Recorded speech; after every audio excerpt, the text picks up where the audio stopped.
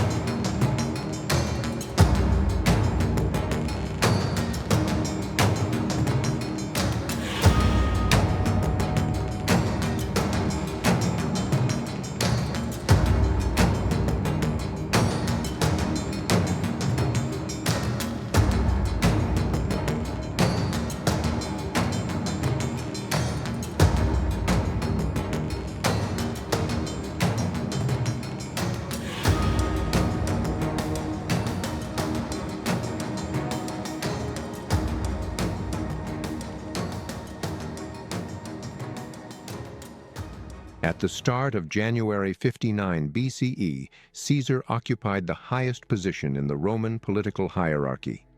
As a consul, one of the two annual presiding officers of the Roman state, he held an office that, for Roman nobles, represented a coveted position.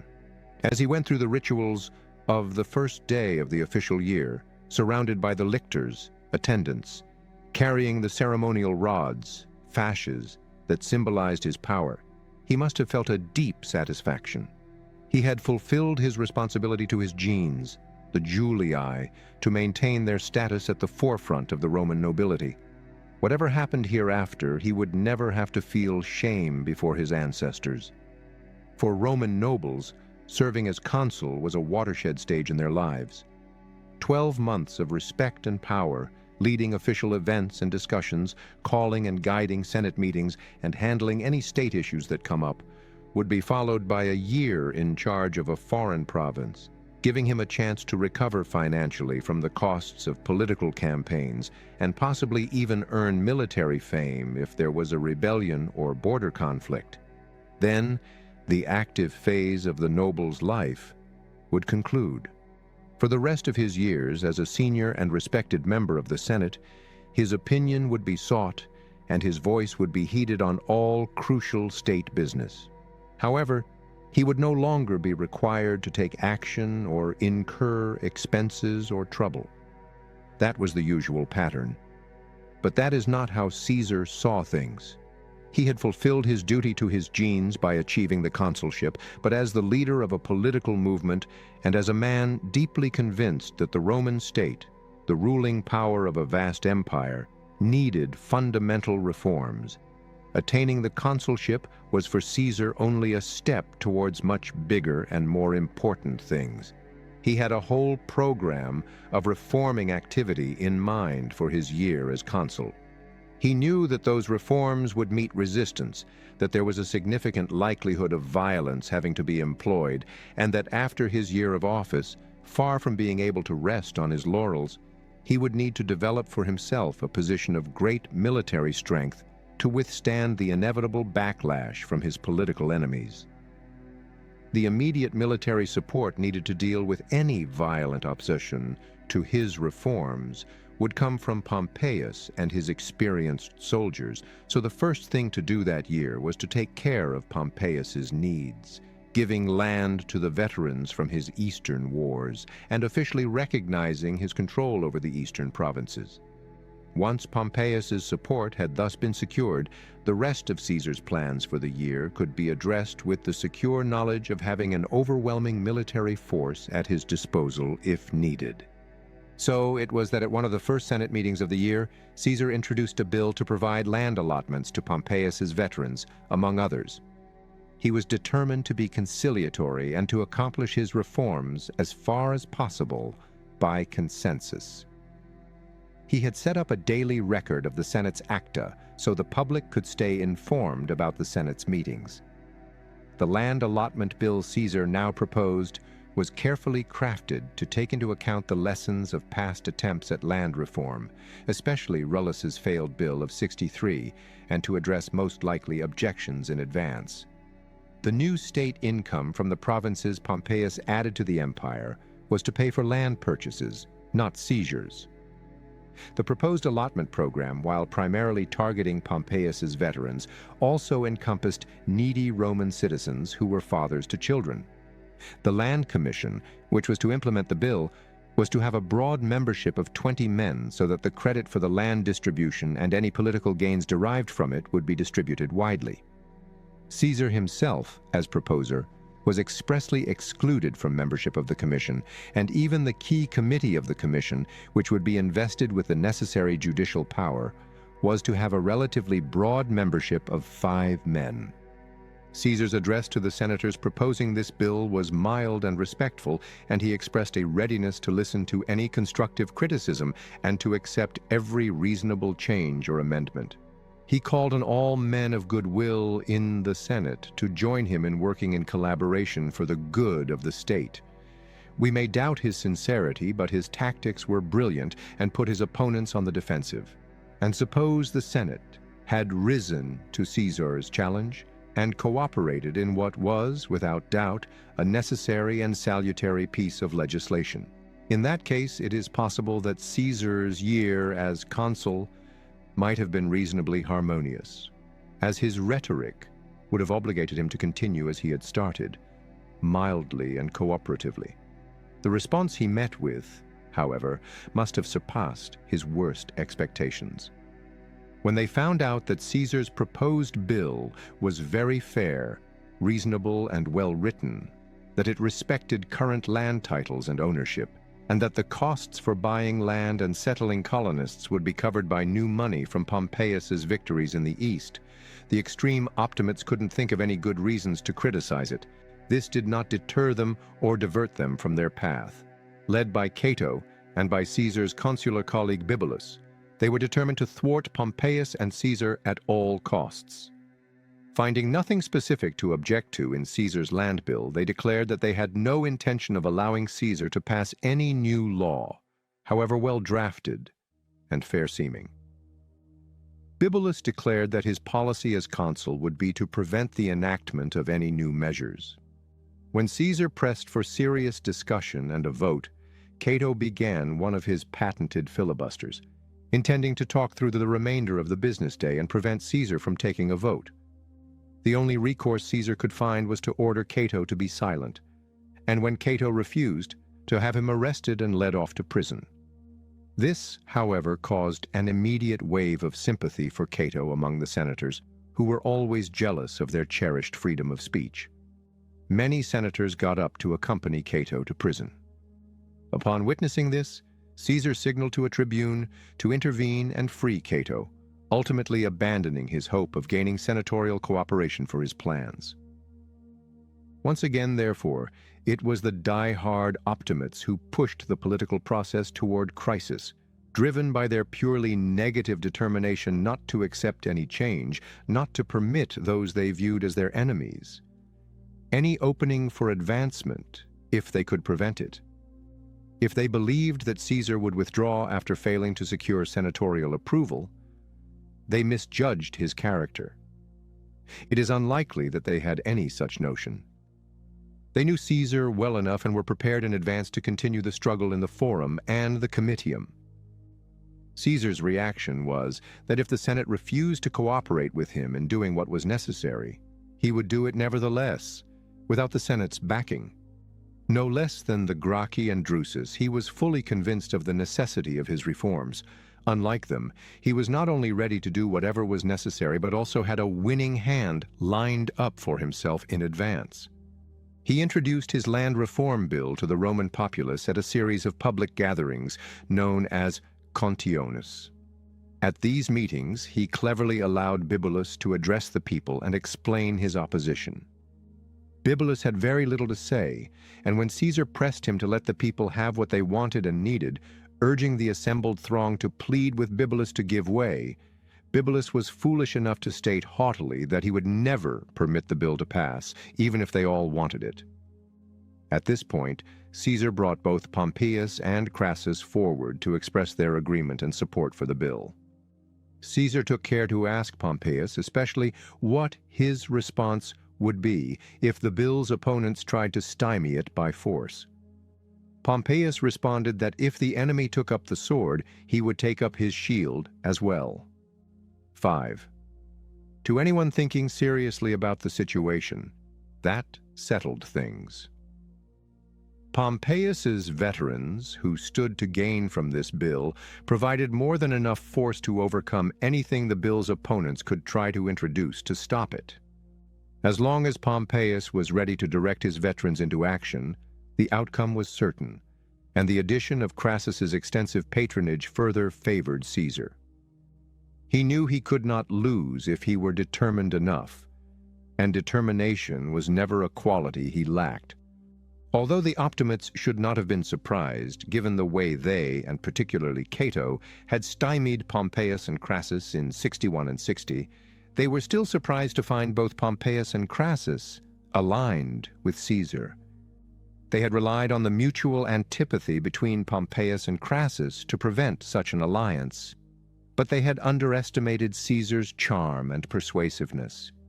Since the rules on legislation imposed delays during which proposed laws were debated and discussed, and objections or improvements could be brought forward before they were formally voted on, the Optimates had some weeks to organize their resistance. They were unable to generate any ideas. They couldn't find a reason to oppose Caesar's law or its intent, nor could they mobilize a counterforce or mass of voters to stop the bill's passage. They were obliged, since they would not give way, to resort to mere obstructionism. One of the exacerbating factors in the Roman governing system of this time, leading to frequent breakdowns of everyday politics and a resort to violence, was the enormous scope the traditional system allowed for pure obstructionism. Over the centuries, the Romans had acknowledged or instituted a range of customs and measures by which a priest or magistrate could conduct public business. The most notorious was the tribune's veto, but there were many other means of obstruction. Any magistrate could, up to a point, veto proceedings by another magistrate of equal or lesser imperium, for example. A pontifex could declare days nefasti, or days that were religiously ineligible for conducting public business. An augur could perceive or simply declare omens indicating the god's objection to the current actions. Since the top magistrates with imperium, notably the consuls, also exercised priestly functions, a consul too could announce or seek omens or declare days unsuited to public business. All of these methods were meant to ensure that the public actions were respectful to the gods and, when needed, to create delays so that disagreements could be discussed and resolved. Compromises were reached to maintain a degree of consensus regarding public policy. They had never been intended to block the conduct of public business once and for all. But this is how the optimizers now use them. Since Caesar was Pontifex Maximus, they could not manipulate the calendar, but they had the consul Bibulus and several tribunes. As consul, Bibulus took to watching the heavens for omens, meaning that in principle no public meetings could take place until he had observed a favorable omen indicating the god's concurrence. 3 Optimate tribunes joined him in this activity. In addition, Bibulus declared all the remaining dies comitiales of the year, that is, days that were eligible for public assemblies to occur, to be holidays, meaning that no assembly could legally be held, and hence no law could be passed. Sick Caesar shrugged off this naked obstructionism and went ahead with preparations to hold an assembly to vote on his law. Bibulus convened a meeting of sympathetic senators at his house, and it was agreed to proceed as a body to the assembly and disrupt the proceedings. Bibulus would use his veto power to oppose his fellow consul Caesar and halt the vote. Pompeius summoned his veterans to vote on the law that would reward them, and the forum was full. Caesar was addressing the crowd and preparing for the vote from the steps of the Temple of Concord in the forum, and despite the hostile crowd, Bibulus and Cato, along with their supporters, forced their way through and reached the steps of the temple. However, as Bibulus mounted and addressed the crowd to conclude the proceedings, Caesar's prepared countermeasures confronted them. One of the tribunes of this year, Publius Vatinius, was a loyal ally of Caesar and was standing by in readiness with an armed gang.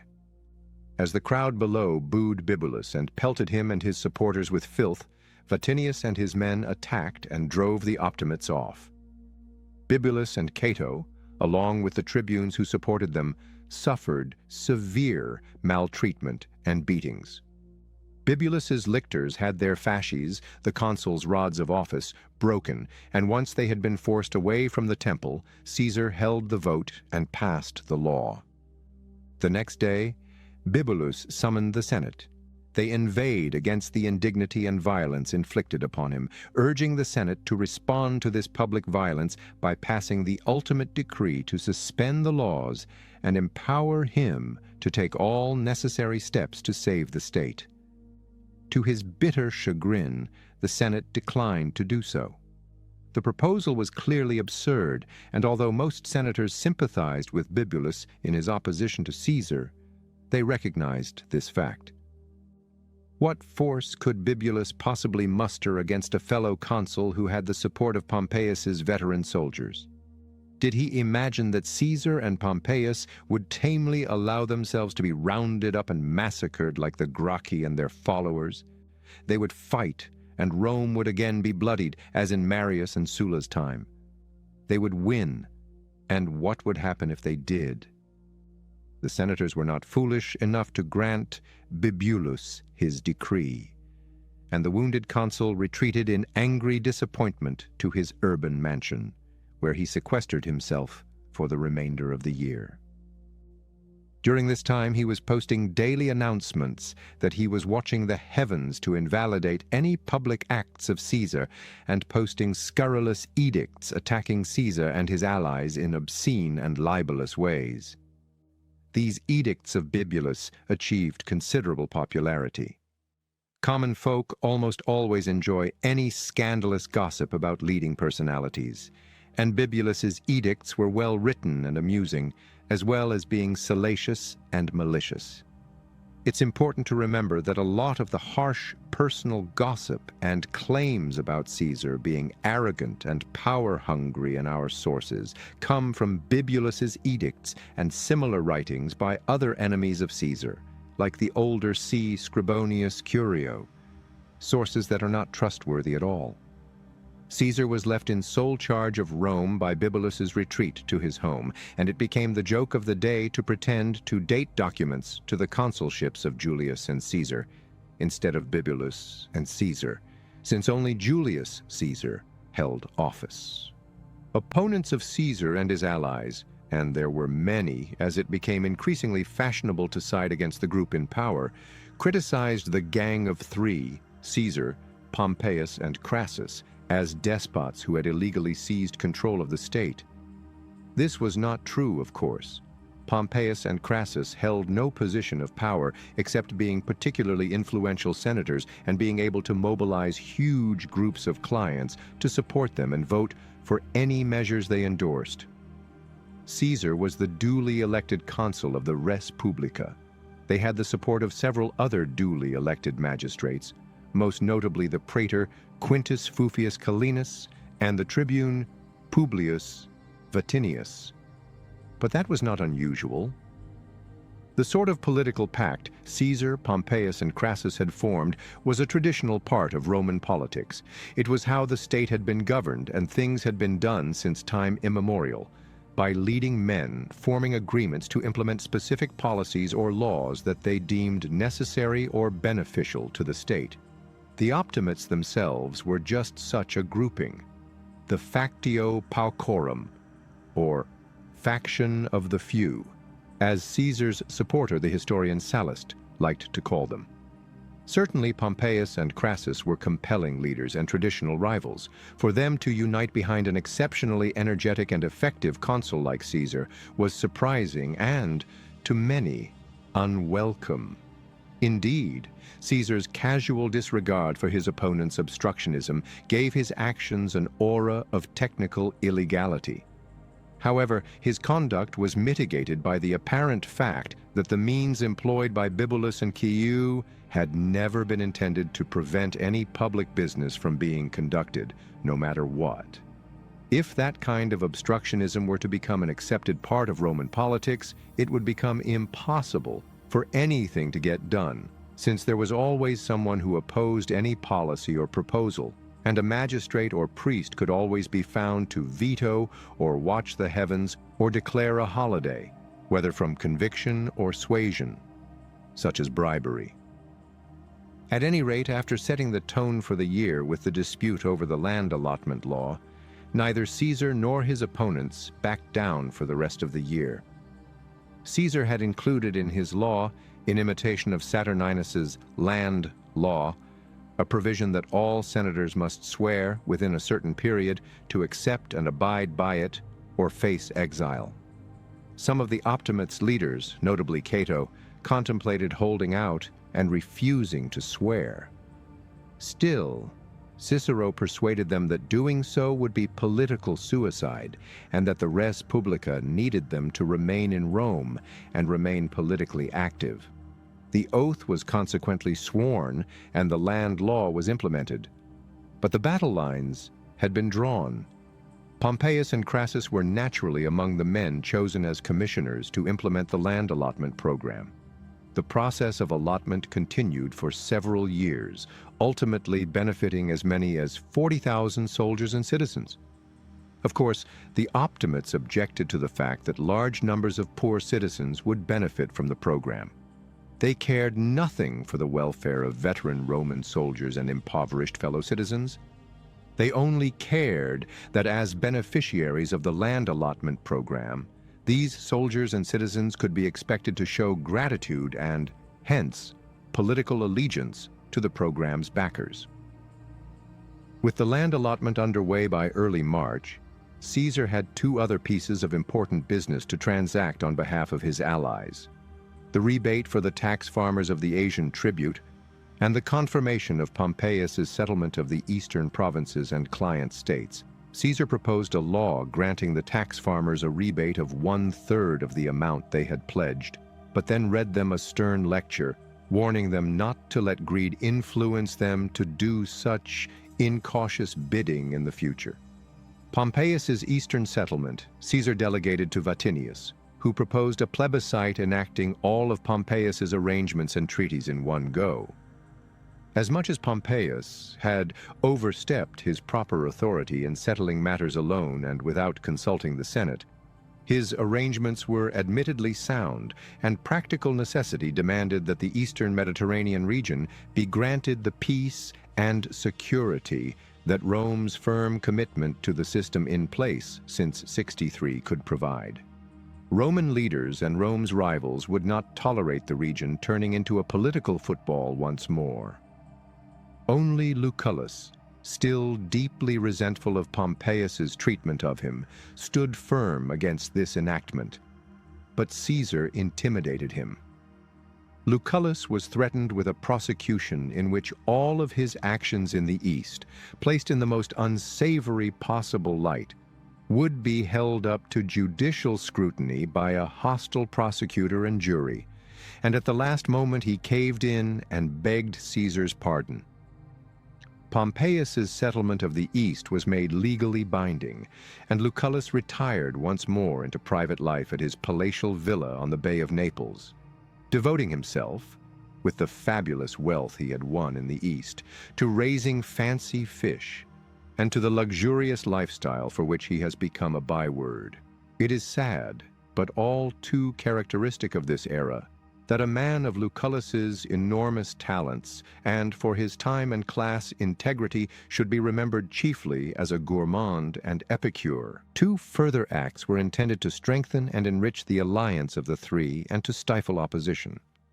The de facto ruler of Egypt, Ptolemy XII, also known as Ptolemy Auletes, or the flute player, was troubled by the fact that an alleged will of his predecessor, Ptolemy XI, left Egypt to the Roman people, and that Rome had never repudiated this will and acknowledged Auletes as king.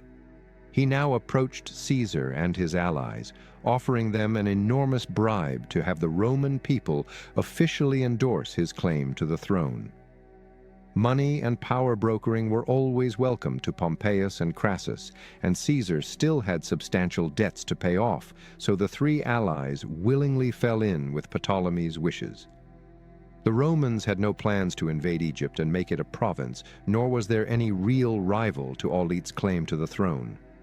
Meanwhile, Cicero's old consular colleague C. Antonius was on trial for extortion as governor of Macedonia. He was no doubt guilty as charged, but Cicero felt obliged to defend him. In the course of his defense, he too vociferously critiqued the present political situation of domination by Caesar and his allies. For more than a year now, Cicero's bitter enemy, P. Clodius, had been seeking to get himself transferred from the patriciate to the plebs, so that he could seek election to the tribunate, with the stated aim of using that magistracy to get revenge on Cicero. There were significant religious and legal obstacles to Clodius's wishes.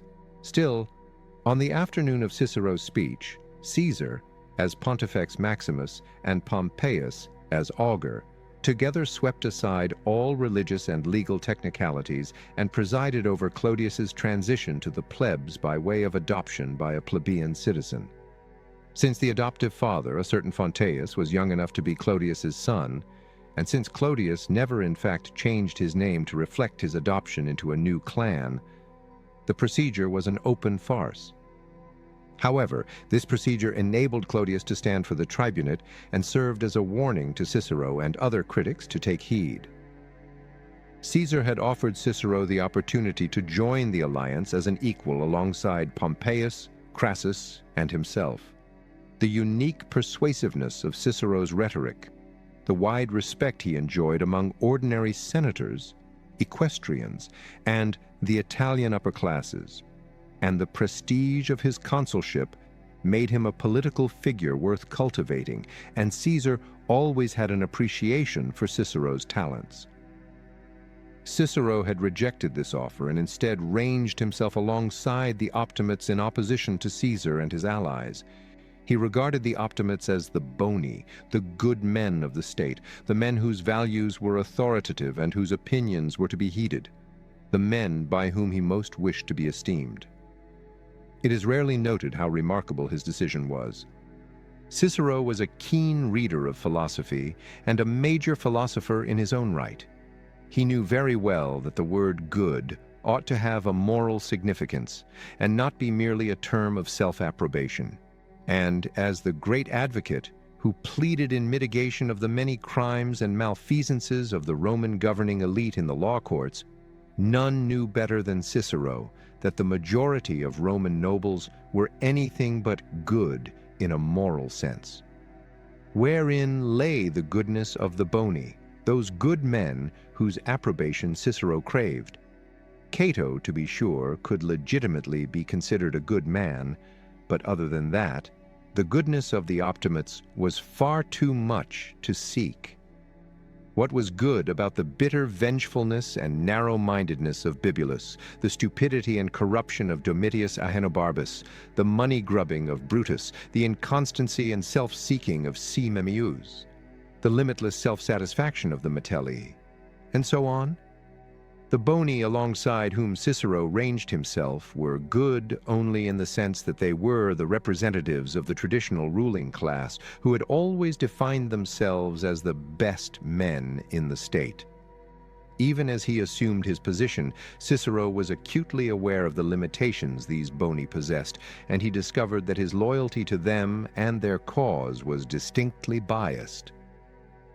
As a new man, Cicero craved acceptance by the establishment, and as a helpful man, they might give it to him as long as he was useful. However, they never recognized Cicero as a part of their group, and were willing to abandon him when his usefulness diminished. Cicero would have served himself, and arguably Rome better by accepting Caesar's offer. By now, Caesar had made it clear that he and his allies could and would enact any laws and policies they deemed necessary, and that they would neither be put off by obstructionism nor shy from using force if needed. He had thus achieved what had seemed impossible to bring about over the past 2 years, but had made even more bitter enemies in doing so, and had also damaged his popularity with the people. The masses loved the underdog, and Caesar's ruthless efficiency had made Bibulus and Cato seem the underdogs in Roman politics. The rising young man of the next generation of Roman nobles was the younger Curio. He adopted the fashion of criticizing the 3 despots who dominated Rome and won wide popularity in doing so. Demonstrations of public approval for Curio at the games, along with booing or at most tepid applause for Pompeius, Caesar, and their supporters, alerted Caesar to the public mood, and he was well aware that Pompeius was deeply attached to his popularity. Since the threats of the Optimates to annul Caesar's laws as soon as he left office would hurt Pompeius most of all, by halting his land allotments to his veterans and reopening his eastern settlement, there was no real danger that Pompeius would break the alliance with Caesar. Still, Caesar decided all the same to tie Pompeius more closely to himself. Caesar's daughter Julia, born around 78 and his only known child, had reached the age of marriage.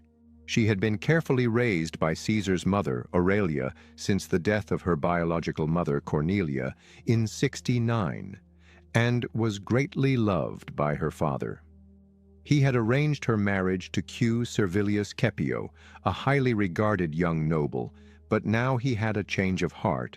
He proposed marriage to Pompeius, who had divorced his wife, Mucia, some years earlier.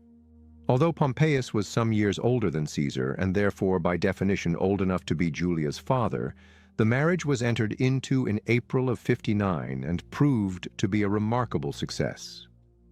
Pompeius had a knack for attracting love, while Julia inherited some of her father's charisma.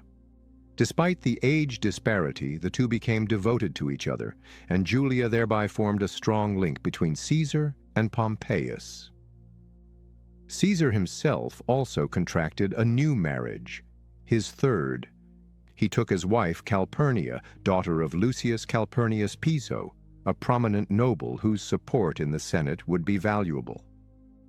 Thus far, though his actions had benefited important communities, the veteran soldiers who received pension allotments, the business community that was saved from potentially disastrous losses on the tax farming contracts, and the provinces and client states of the East that had their status settled securely.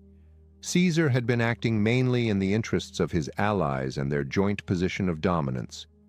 He now undertook 2 major reform programs that were overtly aimed at improving the condition of some of Rome's poorer citizens and making provincial governance more transparent and honest.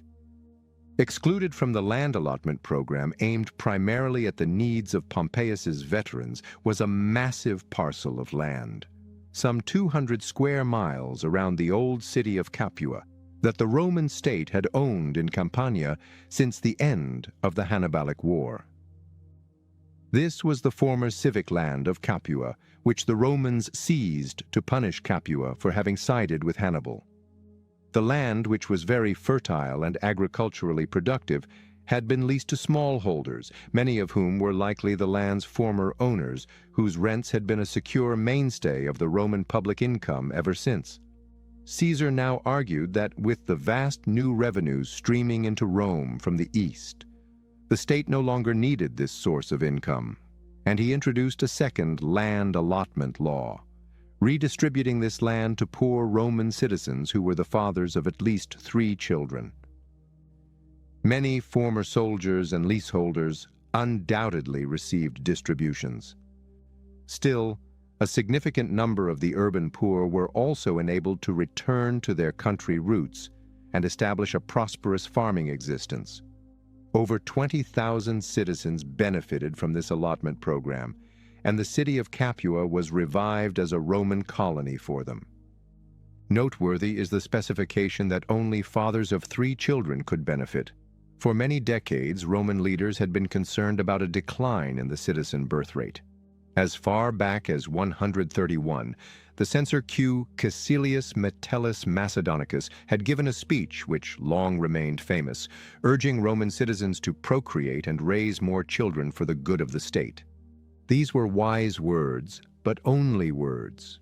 Caesar gave citizens a practical reason to raise children, to benefit from receiving a land allotment, and provided the means to support those children. There was, of course, the usual opposition to the law. Cato filibustered the law in typical fashion, not because he found anything wrong with it, but because Caesar proposed it, which he believed made it inherently evil.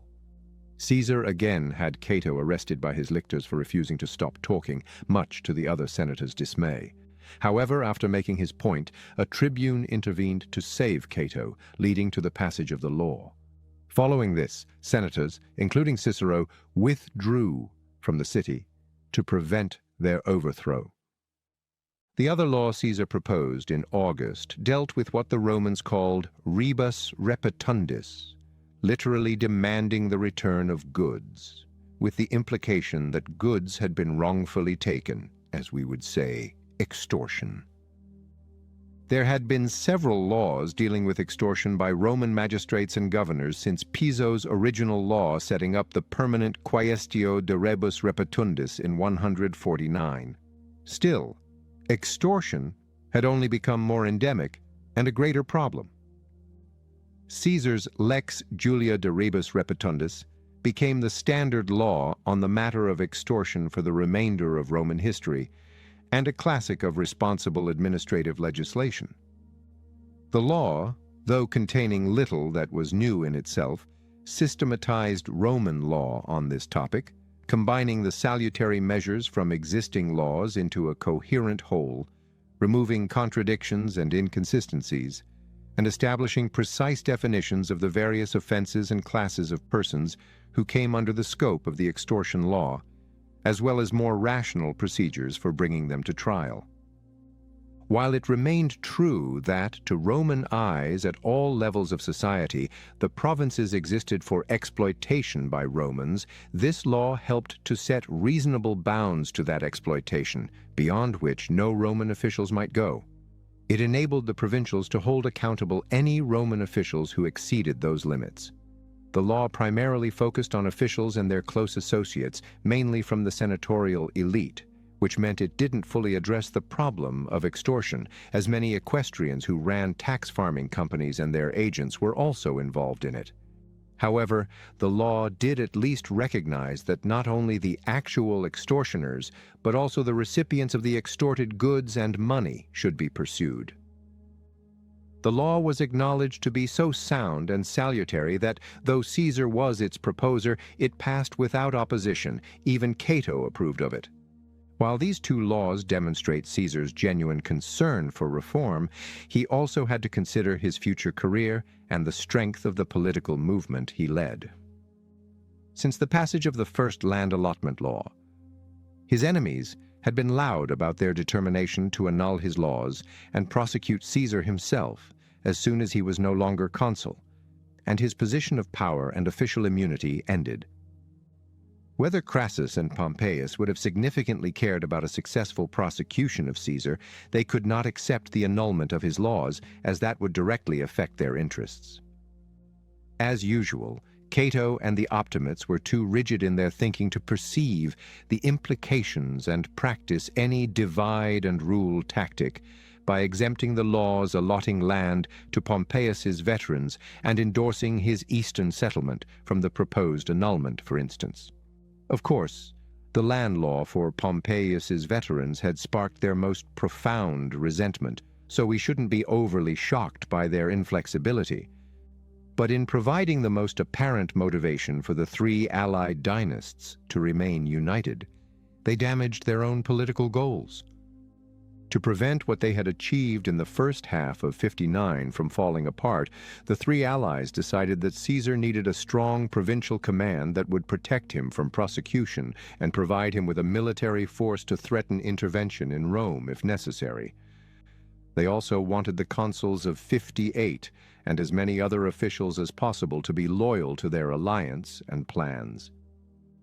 As for Caesar, the province most obviously suited to giving its governor a chance to intervene at Rome was Cisalpine Gaul, immediately north of the Italian peninsula, and with a garrison of 3 legions and a large Romanized population from which it was possible to recruit Roman soldiers. So far as the purposes of the threefold alliance were concerned, therefore, making Caesar governor of Cisalpine Gaul for several years with some power of military recruitment would do. But Caesar wanted more than that. He wanted a sphere of military operations. He had not lived through the careers of Sulla and Pompeius without learning the fundamental lesson of whence real power came in Rome of his day. He knew that if he was to be a political leader with the kind of power to match Pompeius and overmatch the Optimates, and if his Sinan popular political movement was to hold once again an equal or even dominant role in Roman public life as against the sullen Chuck Optimate one, he would need a strong and highly effective army. He needed, therefore, a province that would give him the scope to engage in large-scale campaigning, in the course of which he could raise and train an army that would provide the requisite force to secure his and his political movement standing in the Roman governing system. Caesar's opponents were as well aware of the realities of contemporary power politics as Caesar himself. As we have seen, they had attempted to stymie him in advance by allocating to him and his consular colleague the insignificant task of tending the forests and country paths of Italy, though it was legally the Senate's duty and prerogative to set the provincial assignments of future magistrates. Caesar was not about to abide by this overtly hostile Senate decree. Gallia Cisalpina was held in 59 by the ex-consul L. Afranius, Pompeius's loyal henchman, and there was no obstacle to legislation conferring it on Caesar after his year as consul. Illyria, Croatia, bordered Cisalpina to the northeast, while Gallia Transalpina, Provence, bordered it to the northwest. The latter was held in 59 by Q. Metellus Celer, an optimate from the most influential and well-connected of all plebeian noble families.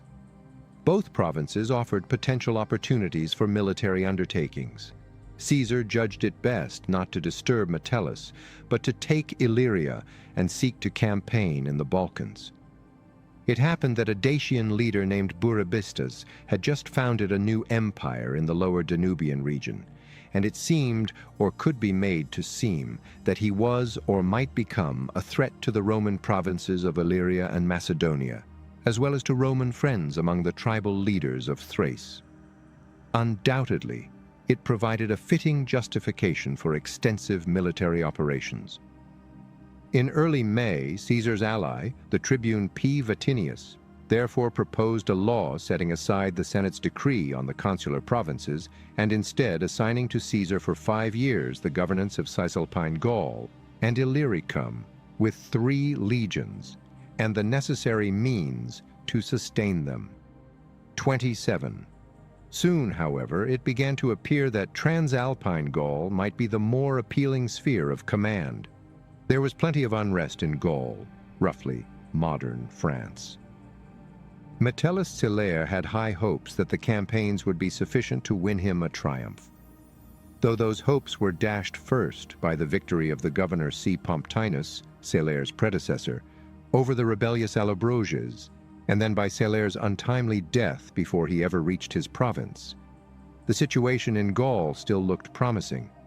Pompeius was induced to propose that, given Celaire's death, the province of Gallia Transalpina, with 1 legion, should be added to Caesar's command.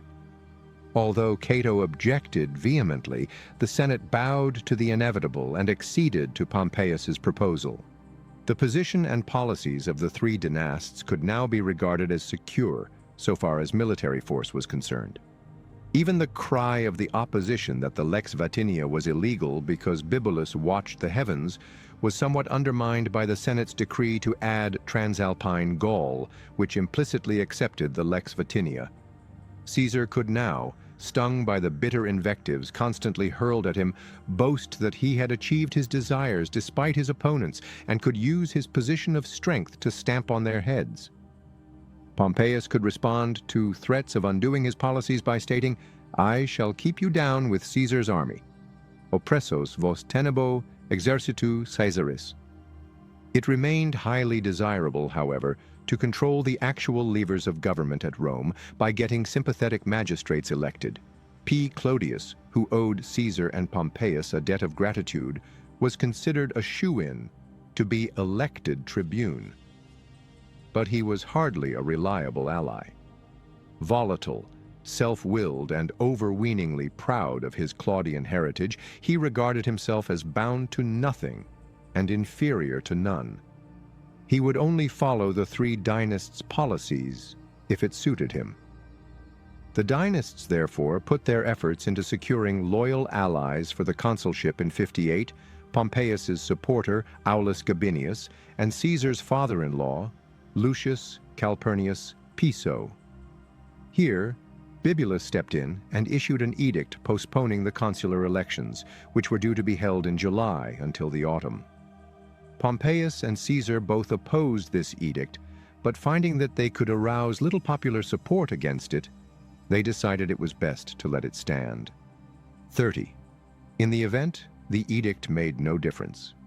In October, Gabinius and Piso were duly elected to the consulships for the year 58, illustrating that the deep unpopularity of the dynasts and their supporters, as portrayed in our sources, primarily Cicero, is to a considerable degree misleading. The dynasts were still popular enough to influence the vote of the Comitia Centuriata that elected consuls. An attempt to prosecute Gabinius for illegal electoral practices, mounted by C. Cato, a distant cousin of the famous Cato, was unsuccessful, and the dynasts had their magistrates for the following year. As just noted, our knowledge of the events and general mood of this year comes to a very great degree, both directly and indirectly, from Cicero. In his letters and speeches of this time, his views and observations are preserved directly, and he exercised a powerful influence on later writers as well. The hostility towards the dynasts he portrays as being felt by all right-thinking men, whether senators, equestrians, Italians, or the urban crowd, and the deep mood of bitterness at the domination of Caesar and his allies is often taken at face value. It should not be. Cicero's letters to Atticus, in particular, give us the sense of being, for once, truly on the inside of the Roman political process, and that is very seductive to the historian. The problem is that although Cicero was unquestionably an insider, he was an insider who had taken sides. He was avowedly an opponent of Caesar and Crassus. Although he harbored more friendly sentiments toward Pompeius, he strongly disapproved of Pompeius's alliance with Caesar and their joint policies and actions. He had ranged himself with the Optimates, and the hostility and bitterness towards the dynasts he portrays is the bitterness and hostility felt by the Optimate. Naturally, the Optimates held the belief that they embodied all the positive aspects of Rome, embodying the traditional and authentic Roman perspective and methods. By definition, therefore, all right-thinking men thought and felt as they did. Anyone who sided with the dynasts, or at least saw anything good in their actions and policies, was ipso facto not right-thinking, and was to be dismissed as a dupe or a sellout. This means that Cicero's animadversions against the dynasts have to be taken with a sizable grain of salt, at least insofar as they purport to represent the views and mood of the Roman and Italian people generally, as opposed to those of Cicero's cronies and the optimates specifically. We can believe that there was a certain amount of public sympathy with the defeated Cato and Bibulus and their colleagues, and that the popularity of the Big Three wavered at times during the year, as they were successfully lampooned by Bibulus and upstaged by the flamboyant and popular young Curio. However, as we have seen, they retained sufficient real popularity at all times to pass their laws, elect their allies as consuls, and even sway the Senate to pass decrees in their favor. Shortly before the time of the elections in mid-July, a scandal erupted surrounding an alleged plot to assassinate Pompeius, who was still seen as the dominant partner in the alliance of the three dynasts. The same Vettius, who had played an equivocal role as an informer concerning the Catilinarian conspiracy, apparently approached the young Curio, attempting to recruit him into the assassination plot. Curio told his father, who passed the information on to Pompeius himself, who then alerted the Senate.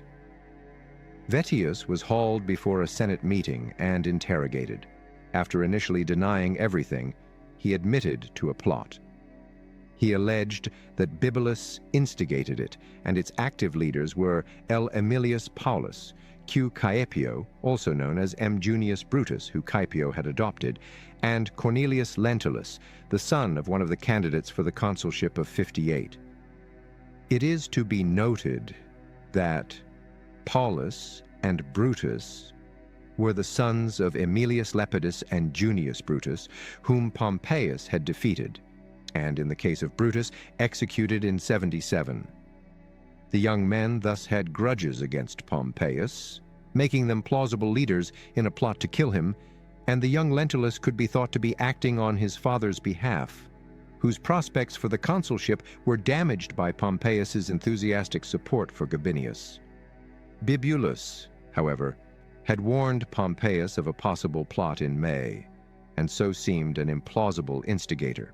The alleged plot immediately and subsequently became the focus of a good deal of malicious gossip and partisan theorizing, and, as with the purported First Catilinarian Conspiracy of 66, it is challenging to discern the underlying facts, if any, of a plot that never actually took place.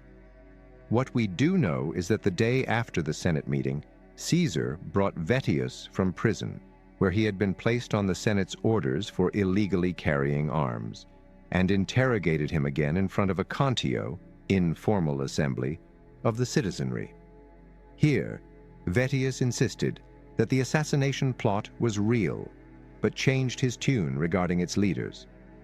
Brutus was dropped, and instead the leading optimates Domitius, Ahenobarbus, and Lucullus were named, along with Cicero's prospective son-in-law, Sin, Piso. Like Brutus and Paulus, Ahenobarbus had a grudge against Pompeius, who had executed his older brother during his campaign in Africa in 80, and it was common knowledge, of course, that Lucullus loathed Pompeius. These new allegations, and particularly the omission of Brutus, damaged Vettius's credibility fatally. As Cicero remarked, it was clear that a night and some nocturnal pleading had intervened. It was common knowledge that Brutus's mother, Servilia, was Caesar's mistress, and it was assumed that Caesar had Vettius drop Brutus at her behest. This led to a widespread assumption that Caesar himself was behind Vettius's allegations, and that the Vettius Affair was some plot of Caesar's to discredit his opponents, particularly young Curio. If so, Caesar was remarkably clumsy in having Vettius name Brutus in the first place, when he did not want Brutus implicated. We should recall, for a moment, the known relationship between Caesar and Vettius. They were enemies. Vettius had attempted to implicate Caesar in the Catilinarian conspiracy. Caesar had him arrested and beaten up, thrown into prison, and had his property destroyed in retaliation for this allegation. That hardly makes Vettius a plausible ally of Caesar, nor is it consistent with Caesar's methods to be so slapdash about just whom an allegation was to cast suspicion on. We may concur with Cicero that a knight had indeed intervened. Still, it seems more likely that, although Caesar may well have stepped in at Servilia's behest, his interrogation of Vettius before the Contio was his first involvement in the affair, and that his aim was primarily to pressure Vettius into leaving out Brutus, who, if anyone, was really behind Vettius's approach to Curio, and the initial allegations cannot be known. The man was returned to prison, where he then died mysteriously. Rumors circulated that he had been poisoned or strangled. The Optimates blamed Caesar for his death, and Caesar blamed the Optimates. 33 either is possible. Given the highly partisan nature of everything we are told about the affair, it seems pointless to speculate. As the year progressed, the main legislative agenda of Caesar and his allies had been taken care of, and the elections for 58 seemed well in hand. Caesar's thoughts turned more towards his coming provincial command. He had long been, as we have seen, a proponent of extending the Roman citizenship to the Transpadani, the inhabitants of Cisalpine Gaul, north of the Po. The region was peaceful and prosperous, and its population lived predominantly in towns that had been granted Latin status as early as 89.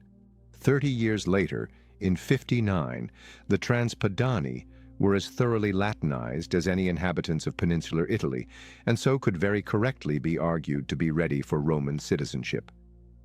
Since the region had become a significant recruiting ground for Roman armies, they could be said to be deserving of attention. The upper class of the towns were already Roman citizens, since, by ancient right, men elected to magistracies in the Latin cities became Roman citizens by that fact.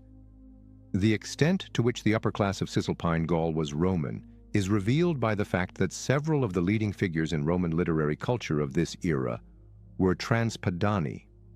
The poets Valerius Cato, and most notably, C. Valerius Catullus, and the historian Cornelius Nepos stand out. And a generation later, of course, Cisalpine Gaul was to give to Roman literature two of its greatest names, Virgil of Mantua and Livy of Padua. As a proconsul planning to engage in primary military operations, Caesar would depend on his province, Cisalpine Gaul, as his base and recruiting ground, and he now took steps to reiterate his commitment to Roman citizenship for the region's inhabitants. His ally Vatinius passed a law permitting Caesar to strengthen the Latin colony of Como, in northern Cisalpine Gaul. By adding 5,000 new settlers, Caesar made it clear that he regarded the colony's inhabitants as Romans, and that he would treat all Transpadani as Roman citizens during his governorship. The 3 legions attached to Cisalpine Gaul were established in winter quarters around Aquileia in the northeast, on the border with Illyria, Croatia, indicating that Caesar's thoughts were still turned towards a Balkan campaign. The situation in Gaul, nevertheless, continued to attract Caesar's attention also. 2 significant sources of potential disruption and conflict loomed, which would inevitably impact the Roman province in the south in some way, and hence provide an excuse for the governor to intervene. To the east of the Roman province, in modern Switzerland, the tribe known as the Helvetii was restless. They had only settled in Switzerland a few decades earlier and were considering moving on to seek a new home somewhere in Gaul. If they did so, their best route lay through Rome's province, and the displacement of other tribes they would cause could not help but impact Rome's province. Further north, a long-standing conflict between 2 powerful peoples, the Aedui and Sequani, was of importance to Roman interests. The Aedui were officially friends of the Roman people, and this relationship was a crucial part of Rome's protective diplomacy north of its province. The Sequani, finding themselves on the losing side in their conflict with the Aedui, invited the German chieftain Ariovistus, accompanied by thousands of warriors from his Suebi tribe, to cross the Rhine as their allies. Ariovistus helped the Sequani defeat the Aedui, but then seized a third of the lands of the Sequani as payment and invited thousands more Suebi across the Rhine to join him. He seemed well on the way to establishing a central German power west of the Rhine, in part at the expense of Rome's friends, the Aedui, and the Romans had been understandably nervous of German migrations across the Rhine since the time of the Cimbri and Teutones. At present, Caesar, as consul, negotiated with Ariovistus. He induced the Senate to acknowledge him as a friend of the Roman people, 36, but that was inconsistent with Rome's long-standing friendship with the Aedui, and the Senate's instructions to governors of Transalpine Gaul to aid the Aedui if called upon to do so.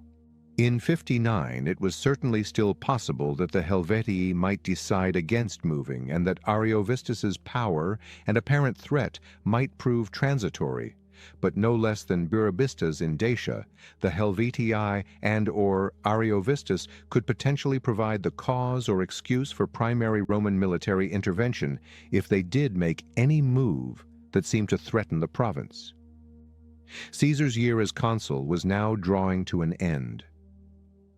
On the 10th of December, the new tribunes for 58, including Publius Clodius, assumed office, marking the beginning of the year's political maneuvering. Clodius was determined to accomplish great things, not least of which was to exile Cicero in revenge for his role in the Bona Dea prosecution. He had been breathing threats against Cicero throughout 59, but especially since his election to the tribunate in July.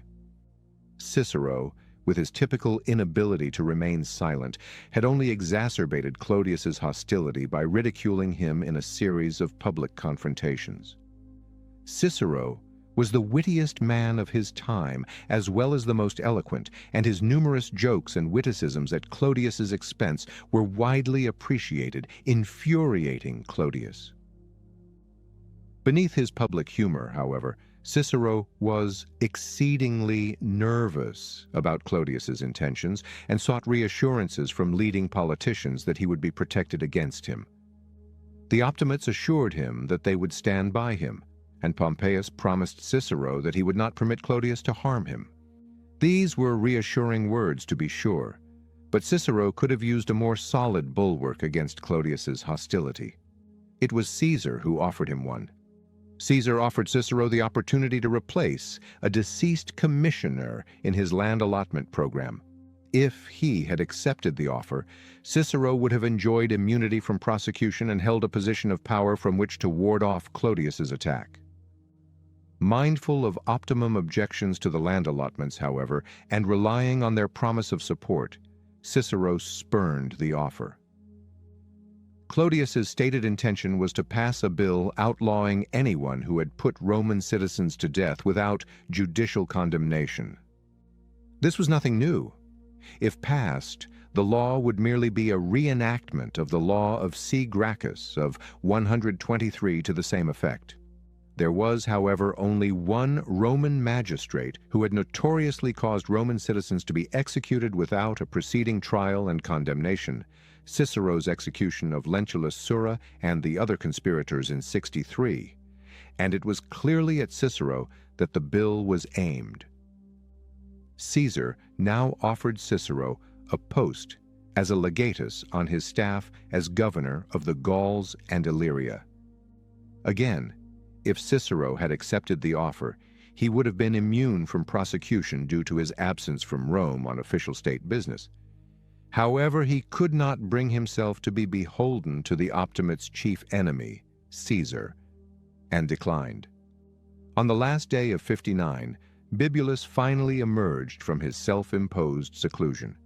They announced his desire to lay down office with a speech to the people, in which he would presumably have justified himself and attacked Caesar and his allies. Clodius interposed his veto, and Bibulus's consulship thus ended with a whimper.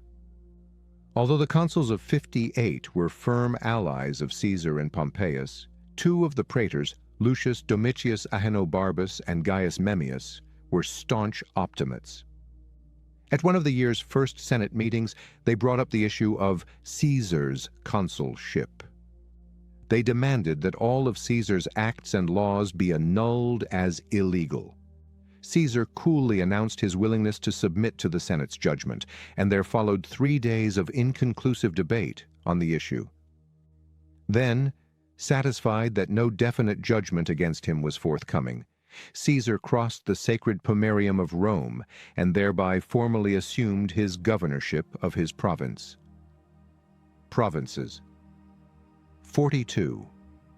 He lingered on the outskirts of Rome for some time, observing political events, since it was too early in the year to campaign anyway. He produced 3 speeches attacking Ahenobarbus and Memmius. He responded to an attempt by the tribune L. Antistius to prosecute him before the people by persuading the other tribunes to declare him immune from prosecution. At the same time, he was absent from Rome on the state's business. Having thus secured his rear, as it were, Caesar also took care of his loyal ally Vatinius, who was likewise threatened with prosecution by granting him a post as a legate on his staff. Vatinius held this position and the immunity from prosecution that came with it for the next 3 years, until he secured election to the praetorship for 55. Caesar always made a point of standing by his friends and allies, regardless of the circumstances. Meanwhile, Clodius pressed ahead with his plan to avenge himself on Cicero. He formally proposed his law exiling anyone who had executed uncondemned Roman citizens. And rather than ignoring the law as irrelevant to his position, which was that the Catilinarian conspirators had forfeited their citizenship by committing treason with enemies of Rome, Cicero showed his concern by putting on mourning and making the rounds of Rome's leaders, calling on them to protect him and help defeat Clodius's bill. Although another tribune, Ninius Quadratus, did his best to stand up for Cicero, and various senators and leading equestrians attended demonstrations on his behalf, Clodius's bill progressed. Called upon to oppose the bill, the consuls let it be known that they did not intend to interfere, and the 3 dynasts announced that their policies stood in too much danger to permit them to intervene against a popular tribune. 45. Clodius organized a contio to discuss his law in the Circus Flaminius just outside Rome's Pomerium, and introduced both consuls and Caesar to address the crowd. Piso avowed that as to the execution of the Catilinarians, he always favored compassion in politics, and the killing of citizens without trial had displeased him, and Gabinius concurred. Caesar gave a classic speech. In his calm, measured, rational way, he reminded the people that he had opposed the executions as unnecessary. Still, he stated that he did not favor passing laws retrospectively condemning men for what had already been done. That is, he neither denied nor admitted the legality of Cicero's actions in 63, but distanced himself from them. And without openly supporting Cicero or condemning Clodius, he deprecated the sort of vendetta they were involved in. The primary impression, no doubt, was that he had disapproved of the executions carried out by Cicero, and this was all Clodius desired. Seeing that Clodius's bill was likely to be passed, Cicero attempted to get Pompeius to intervene. But Pompeius had withdrawn to his Alban villa and refused to see Cicero.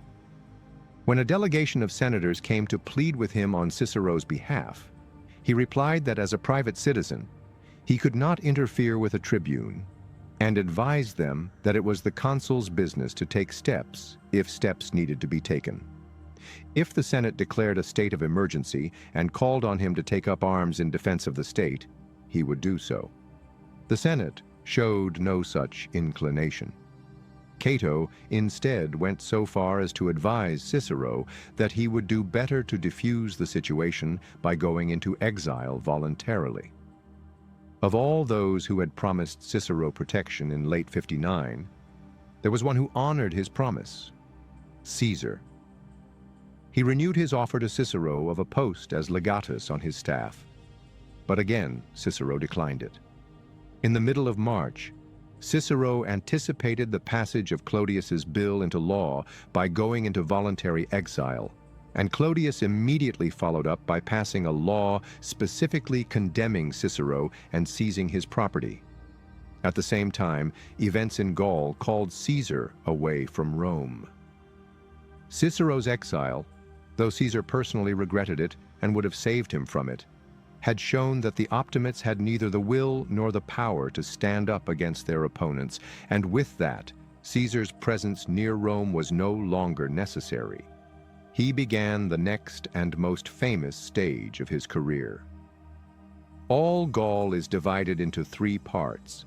Thus began Caesar's famous commentary on his campaigns of conquest that culminated in the subjection of Gaul and its absorption into the Roman Empire.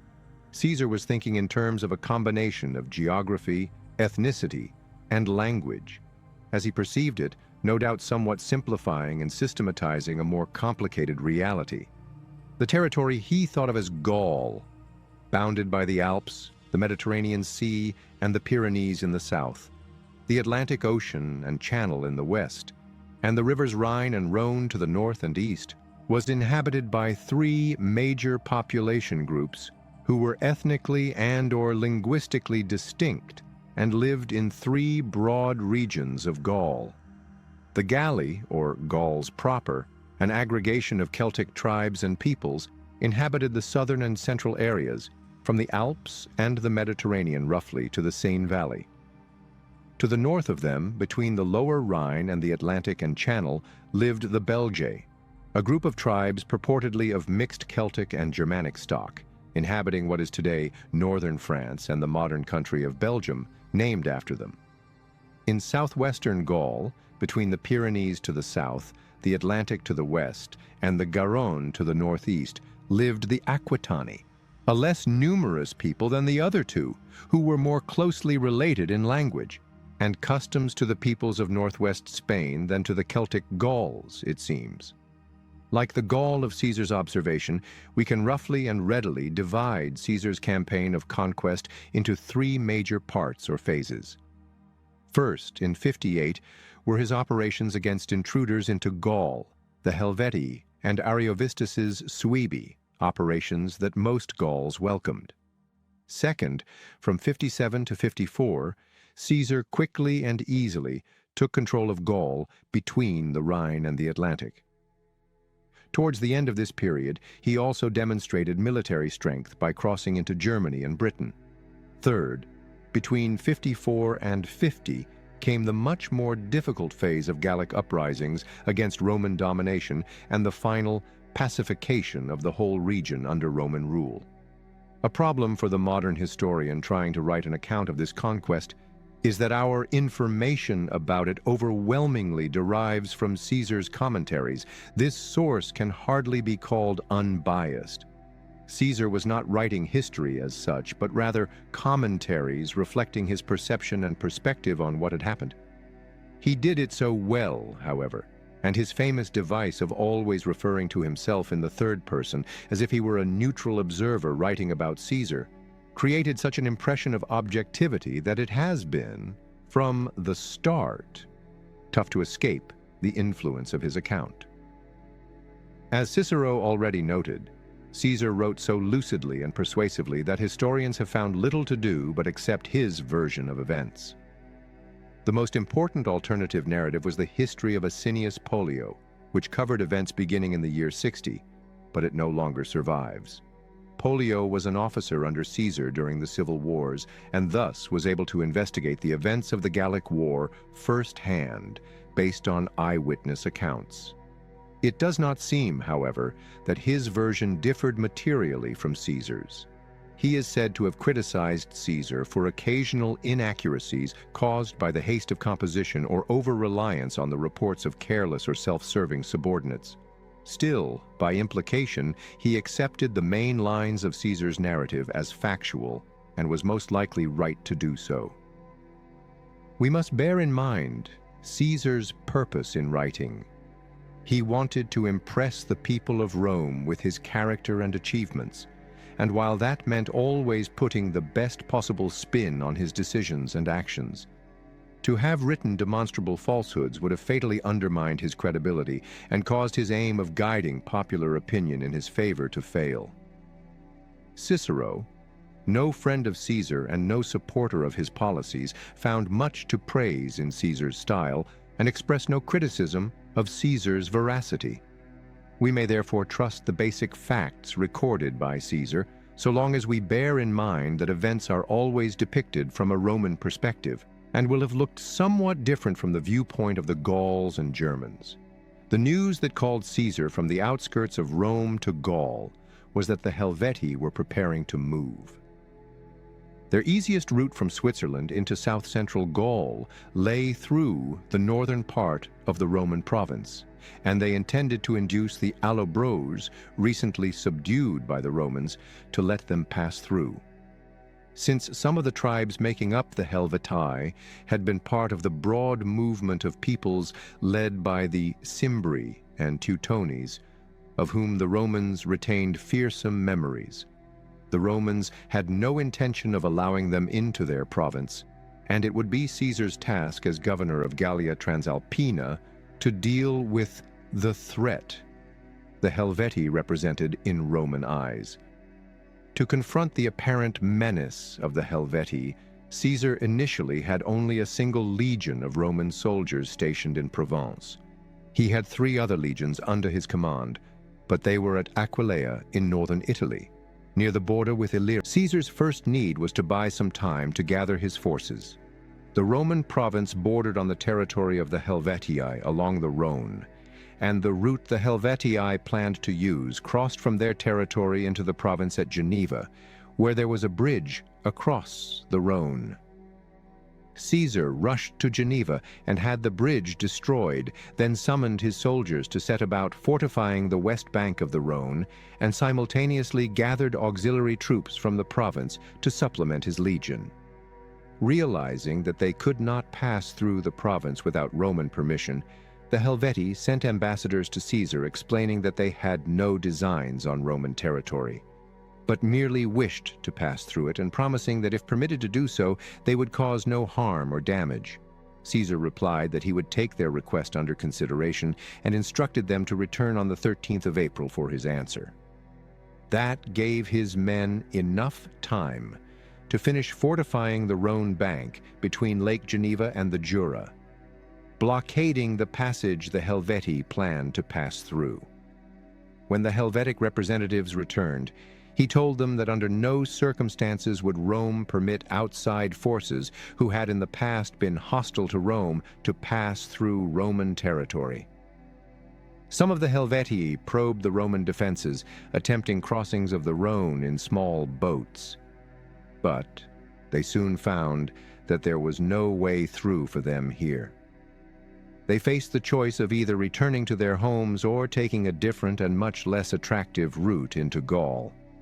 The former alternative was not appealing since, in anticipation of their migration, the Helvetii had already destroyed all their towns and villages, leaving nothing to go back to but scorched earth. There was a more northerly route into Gaul through the territory of the Sequani, but the route passed through a narrow and easily blockaded defile, so the permission of the Sequani would be needed. To get this permission, they appealed to a friendly Aeduan leader named Dumnorix. Dumnorix played a crucial role in Gaul's history at this time, and in Caesar's account of events. There was a general shake-up in Gallic political life during this period, with both leaders within tribes vying for power, and tribes competing for power and influence against one another. As Caesar tells it, a period in which tribal leadership was characterized by monarchy had recently given way to more collective forms of governance, leading to conflicts between groups who favored more aristocratic, oligarchic forms of governance, groups who favored more democratic, populist forms of governance, and leaders who sought to bring back monarchy, with themselves, of course, as tribal kings. In addition, a period of Aeduan domination in intertribal affairs was being challenged by another prominent tribe, the Sequani, while a third tribe, the Arverni, also had aspirations to dominance. having been a dominant tribe in the past. Into this volatile mix came the Romans, who favored aristocratic leaders and the Aedui, as well as Germanic tribes crossing the Rhine in search of better lands to settle on. One of the primary leaders of the Aedui, who favored a distinctly aristocratic governing system and an alliance with Rome, was Diviciacus, an older and highly respected leader. Dumnorix was his much younger brother, a man who is represented as jealous of his brother, pursuing a populist line in the politics of his tribe while harboring monarchical aspirations, and as one who had ambitions of wider Gallic leadership beyond his tribe. He had cultivated close relations with some of the key leaders among the Helvetii, his wife was a Helvetic woman, and among the Sequani, and was inclined to be hostile to the Roman presence in Gaul on all counts. This was because the Romans favored aristocratic governance, as his brother Diviciacus was pro-Roman, because Roman influence interfered with his ambitions, and because his friends among the Helvetii and Sequani were potential sufferers from Roman influence and/or intervention. The picture we get of him from Caesar is distinctly negative, a hostile portrayal. Still, it must be said, if seen from a Gallic perspective, and if we take his stated concern for the people's interests and his patriotism seriously, that in his methods and ambitions he seems in many respects not unlike Caesar himself. At any rate, Dumnorix was able to broker an arrangement between the Helvetii and the Sequani, permitting the Helvetii to pass peacefully through the territory of the Sequani into central and western Gaul. When Caesar learned of this, he was, or at any rate claimed to be, deeply concerned about the threat this movement of the Helvetii could nevertheless pose, whether directly or indirectly, to the Roman province. Directly, the Helvetii might decide to move southwards towards the province. Indirectly, their settling anywhere in south-central Gaul could have a domino effect, forcing other tribes to move with an eventual knock-on effect on Rome's province. Indeed, given Rome's history with Gallic Germanic tribal movements, it was not unreasonable for Caesar to perceive the threat. On the other hand, there is little doubt that he intended from the beginning to fight the Helvetii as a way of intruding himself and Rome into Gallic lands, and that this perceived threat was a convenient casus belli. Leaving his most trusted legate T. Labienus in command at the Rhone, Caesar traveled post-haste to Aquileia, gathered his 3 legions there, recruited, as he passed through Cisalpine Gaul, men to form 2 additional legions, and returned to the frontier between the Helvetic territory and the province with 5 legions to add to the one already holding the west bank of the Rhone. He was thus ready to face the Helvetii in battle, if necessary. We see here, at the very beginning of Caesar's career of conquest, one of his most famed and essential qualities as a general, the extraordinary rapidity of his decisions and actions. He almost always did things more rapidly and traveled further and faster than his opponents thought possible, and therefore appeared where they did not know he could be with forces they did not believe he could get there. Much of his extraordinary success as a general derived from this rapidity of decision and movement and the element of surprise he thereby attained. With his army of 6 legions, Caesar crossed the Rhone to the north bank, ready to search out the Helvetii, when he received representatives from some Gallic tribes bringing him a further justification for hostilities. It appears that the Helvetii, as they traversed the lands of various tribes, had caused considerable damage and loss. Ambassadors from the Aedui, the Ambari, and the Allobroges, residing north of the Rhone, complained to Caesar and requested his intervention to protect them. Even though Dumnorix favored the Helvetii, the official chief magistrate of the Aedui Liscus, supported by Diviciacus, agreed to supply Caesar's army in return for his protection. Since there was a long-standing senatorial decree instructing Roman governors of Transalpine Gaul to help the Aedui as friends of the Roman people, if called upon, Caesar now had all the justification he needed to advance to the river Saone and intercept the Helvetii. Reaching the river, Caesar found that the majority of the Helvetii had just crossed, about a quarter remaining.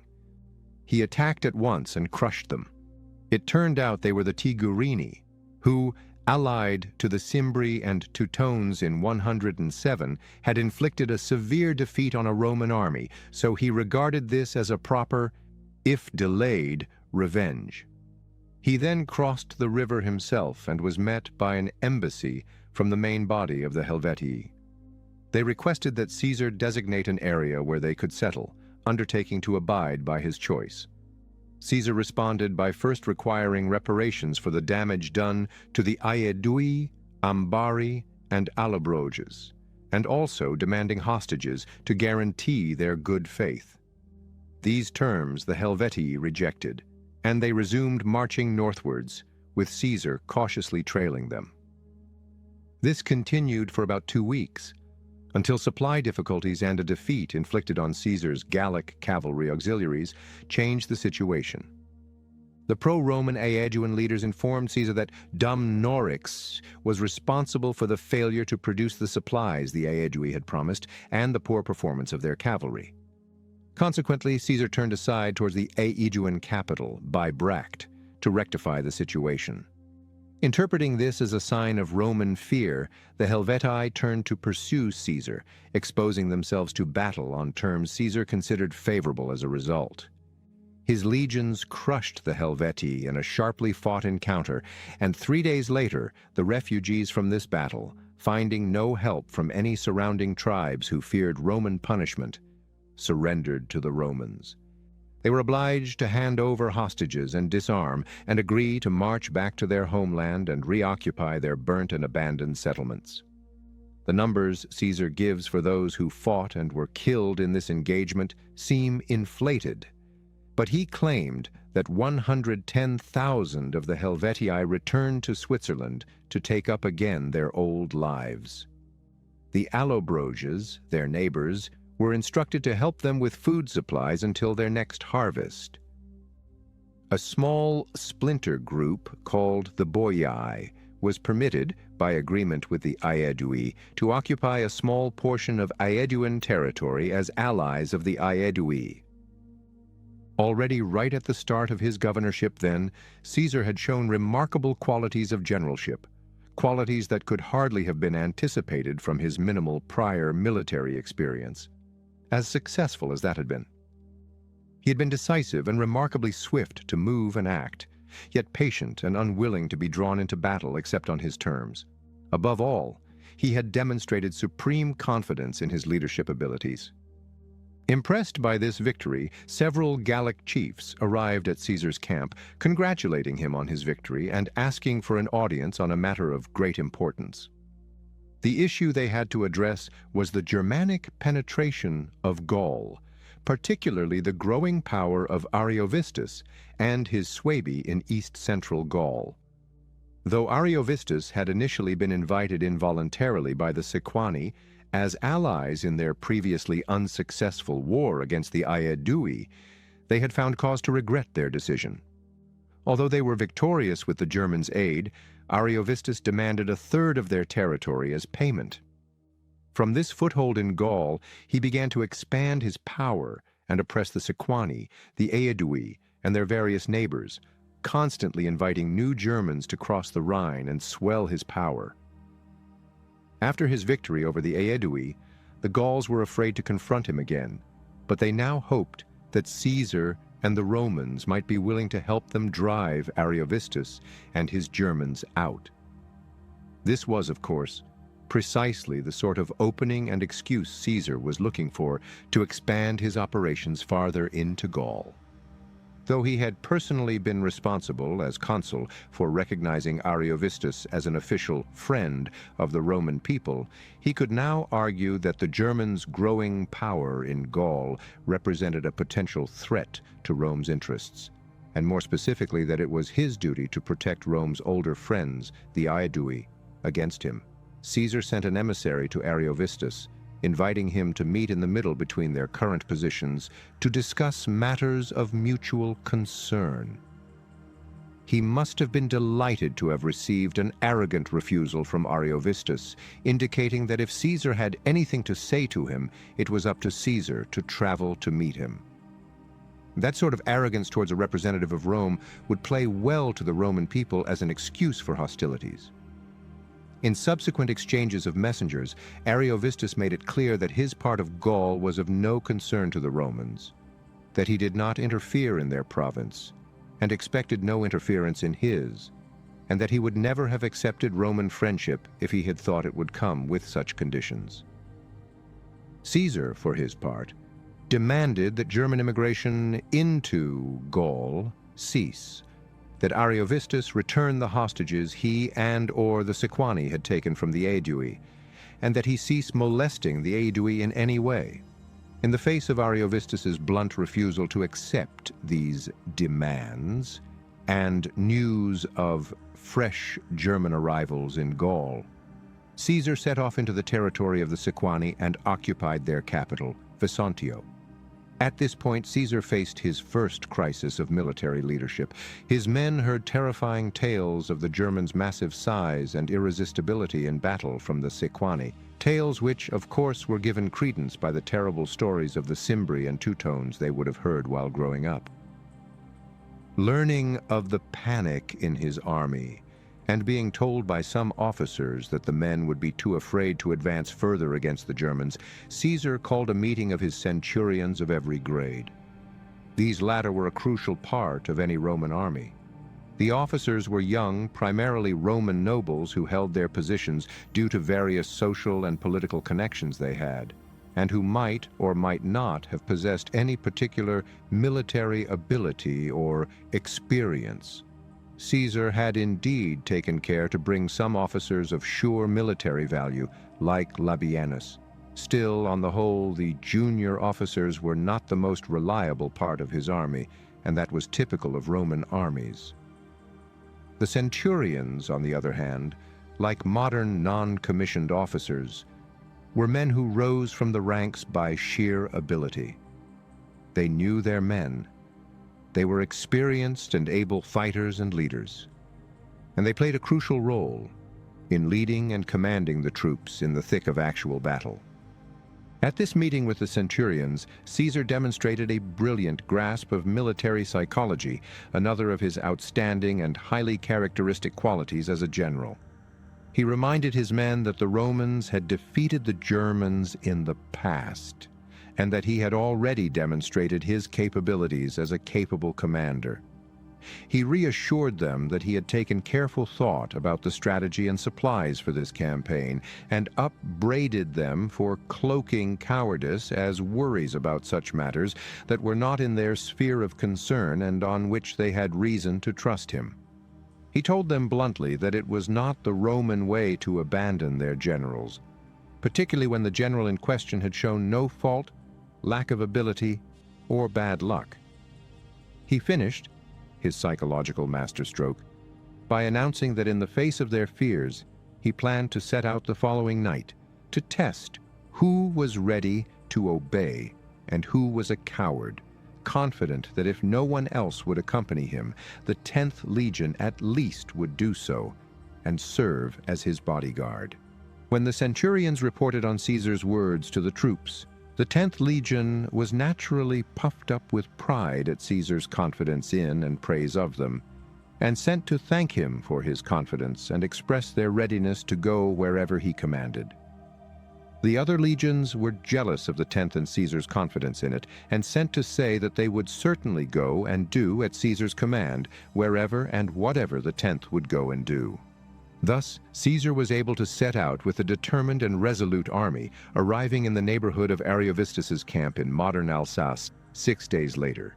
Now, Ariovistus sent a proposal for a face-to-face meeting, at which Caesar reminded him of the friendship shown to him by the Romans and Caesar himself, and noted that it was not the Romans' custom to allow their friends to be harmed, so that they could not permit him to harm the Aedui.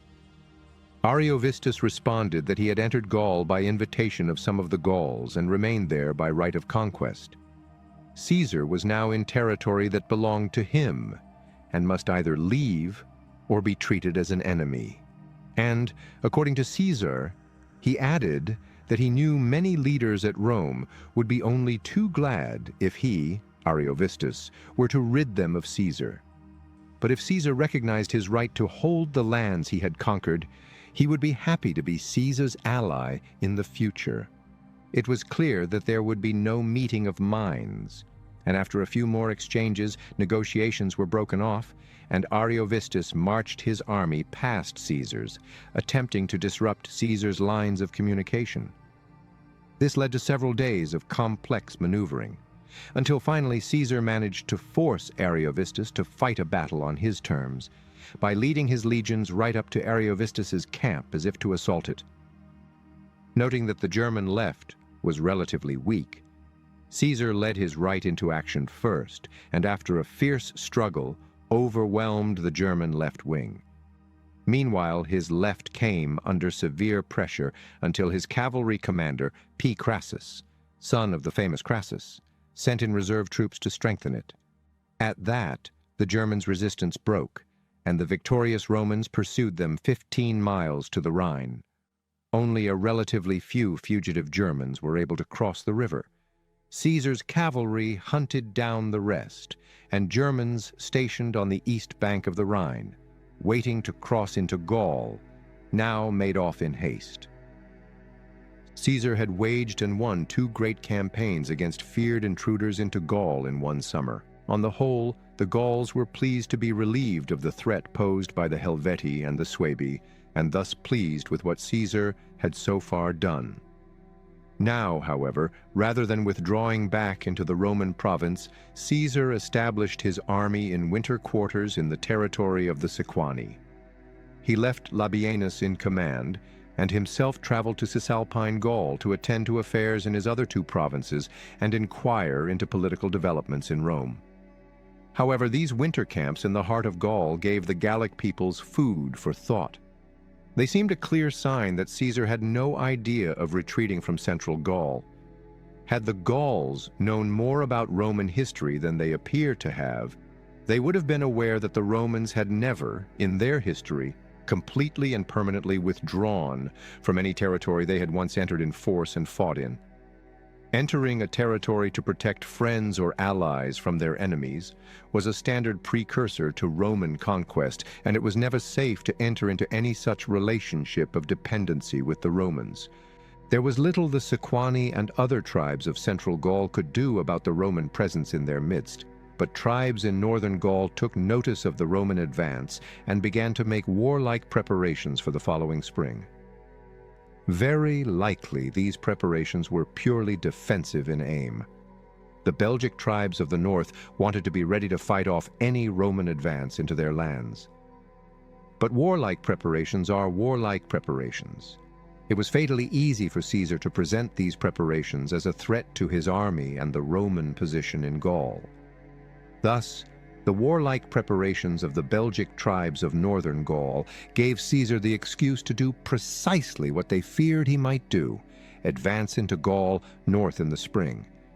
Reports that the Belgic tribes were allying and exchanging hostages with a view to common action against the Romans, and that several Gallic tribes, concerned about the quartering of Roman legions in their midst, were sympathetic to them, were received by Labienus and forwarded by him to Caesar in Cisalpine Gaul.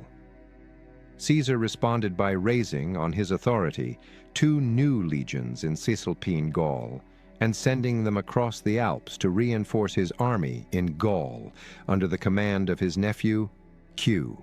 Pedius, bringing his army up to 8 legions.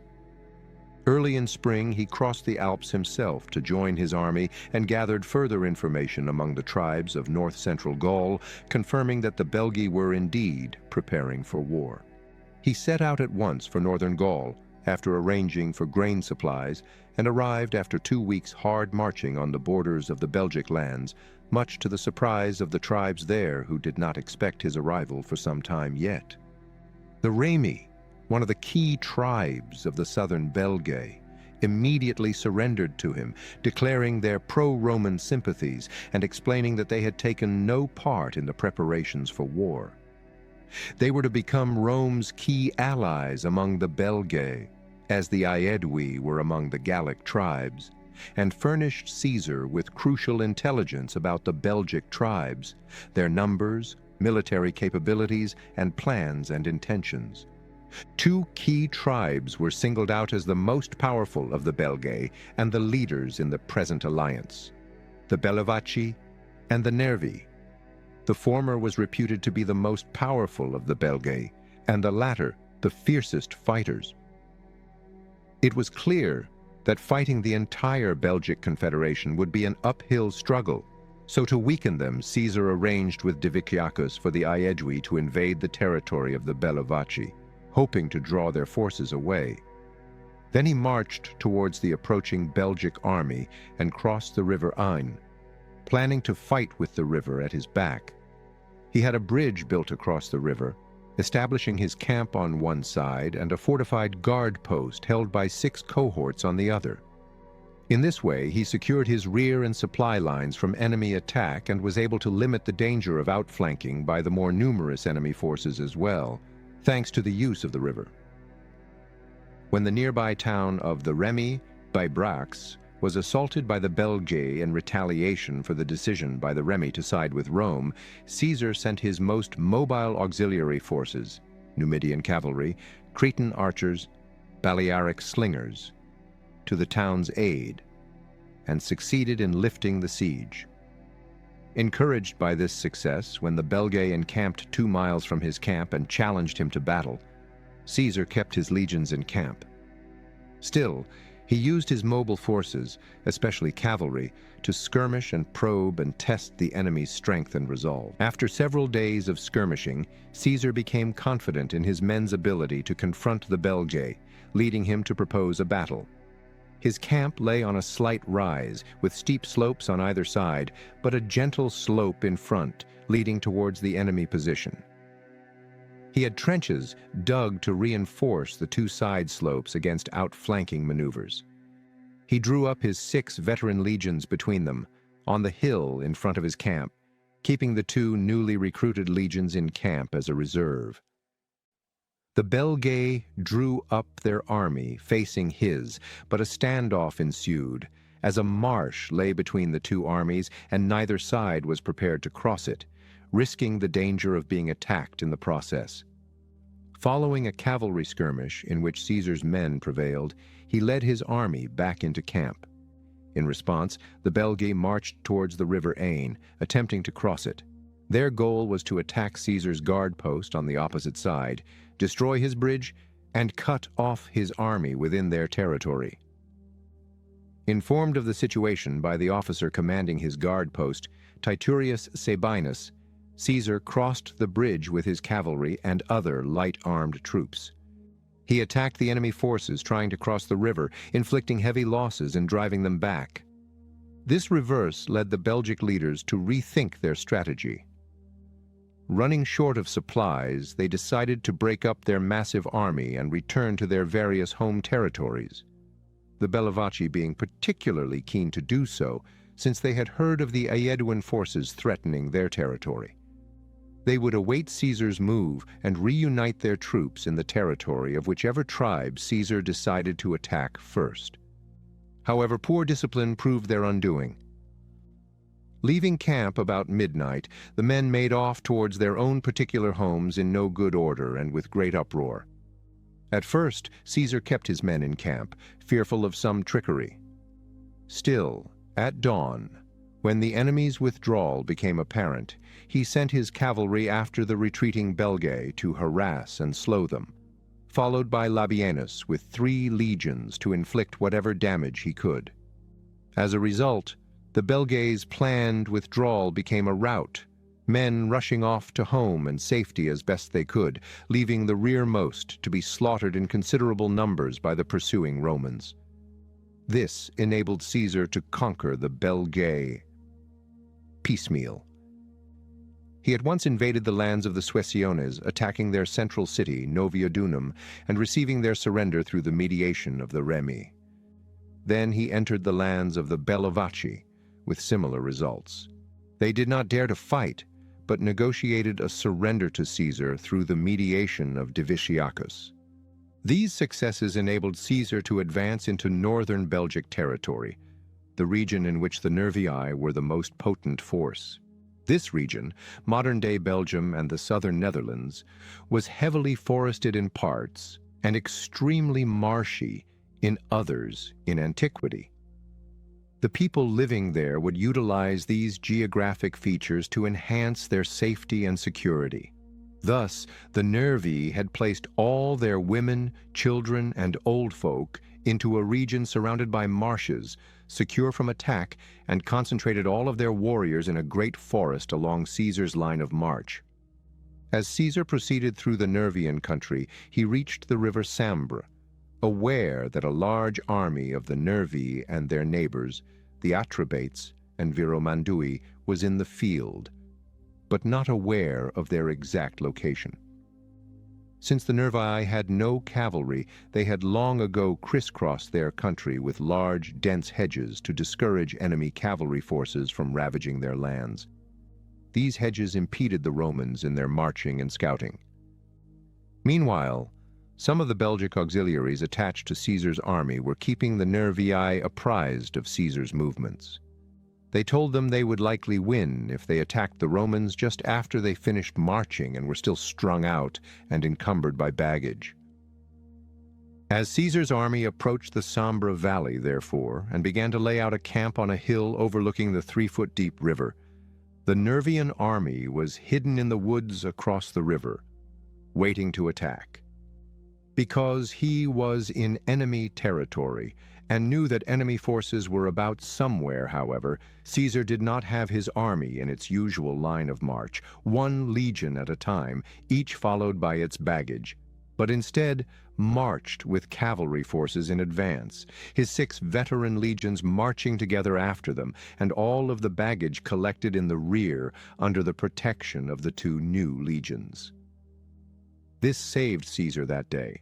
When the Nervii unexpectedly emerged from the protection of the trees, charged across the shallow river, and attacked Caesar's men, they discovered a disorganized force, albeit not as hopelessly strung out as their Belgic informants had led them to believe. The Romans faced a desperate battle, their legions ill-prepared and caught off guard. The Roman legionaries' discipline, not Caesar and his officers' attempts to impose order, saved the day. Every man took up arms and rushed to take position under the nearest military standard, regardless of proper unit formations. Thus, and in significant part thanks to the heroic efforts of some centurions, a kind of military order was established, and the battle devolved into 3 separate fights. On Caesar's left, his 9th and 10th legions found themselves confronted by the Atrebates. A volley of javelins halted the charge of the exhausted Belgic warriors, and then the 2 veteran legions charged with their swords, driving the Atrebates back to the river, across it, and into the woods on the other side, inflicting significant casualties throughout. Towards the center, the 11th and 8th legions faced the Viromandui, and similarly managed to halt their advance and, in stern fighting, drive them back to the river. On the right, however, Caesar's situation was desperate. The entire Nervii force opposed and separated the 12th and 7th legions from each other. The Nervii charged up to and around the legions, putting them in severe danger of destruction, and meanwhile capturing Caesar's camp and driving off the servants and some of the auxiliary forces, notably a force of cavalry from the Treveri, who rode off announcing that Caesar was defeated and his army destroyed. It was here that Caesar tells us he intervened in person. Taking up a shield and advancing into the fight, he managed to gather the surviving centurions and military tribunes and get them to gradually join the 2 legions together, open out their ranks to give the men space to fight, and form them into a square to prevent further outflanking. This process sounds deceptively simple in Caesar's calm and lucid narrative. However, imagine achieving such a feat amidst the chaotic fighting. In that case, it certainly sheds light on the magnificent quality of the centurions and of the legionaries themselves who managed to do this. Two factors played a crucial role in securing the victory. Hearing that battle had been joined, the two new legions that were marching behind the baggage as rearguard quickened their pace and arrived on the scene in time to save the 7th and 12th legions and drive back the Nervi surrounding them. Meanwhile, Labienus, commanding the 10th and 9th legions, observed from a hill on the far side of the Sambre the desperate plight of the legions on the right, and sent the 10th to the rescue. Charging back across the river to their commander's relief, the arrival of the 10th Legion in front and the two new legions, the 13th and 14th, from the rear, changed the battle entirely. They turned the imminent danger of defeat into an overwhelming victory. Although they put up a relentless struggle, and Caesar highly praises their outstanding courage and fighting quality, the Nervii were overwhelmed, and their army was destroyed. After this enormous victory, achieved by the extraordinary quality of his legions rather than by any strategic or tactical skill of Caesar's own, there was little further resistance from the remainder of the Belgic tribes. The remnants of the Nervi surrendered at once, and the tribes of the Atlantic seaboard likewise surrendered without a fight when Caesar sent Publius Crassus against them with 1 legion. Only the Atuatuci, a Germanic tribe that had split off from the Cimbri and Teutones coalition 2 generations earlier, established themselves between the Rhine and the Meuse and fought back. They withdrew all of their wealth and forces into a great stronghold near Namur, which they were convinced was impregnable. When Caesar led his forces to besiege the place, the Atuatuci at first laughed at the insignificant Romans, only to change their minds and open negotiations when they saw the sort of siege tower the Romans quickly constructed, able to overtop the seemingly impregnable walls of their fort. A peaceful surrender was negotiated on the condition that the Atuatuci give up all their weapons and place themselves under Roman protection.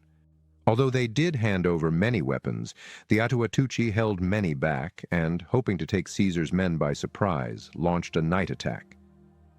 They underestimated Roman vigilance and discipline. The Roman pickets sounded the alarm, and Roman legionaries poured from their tents to engage the attacking forces.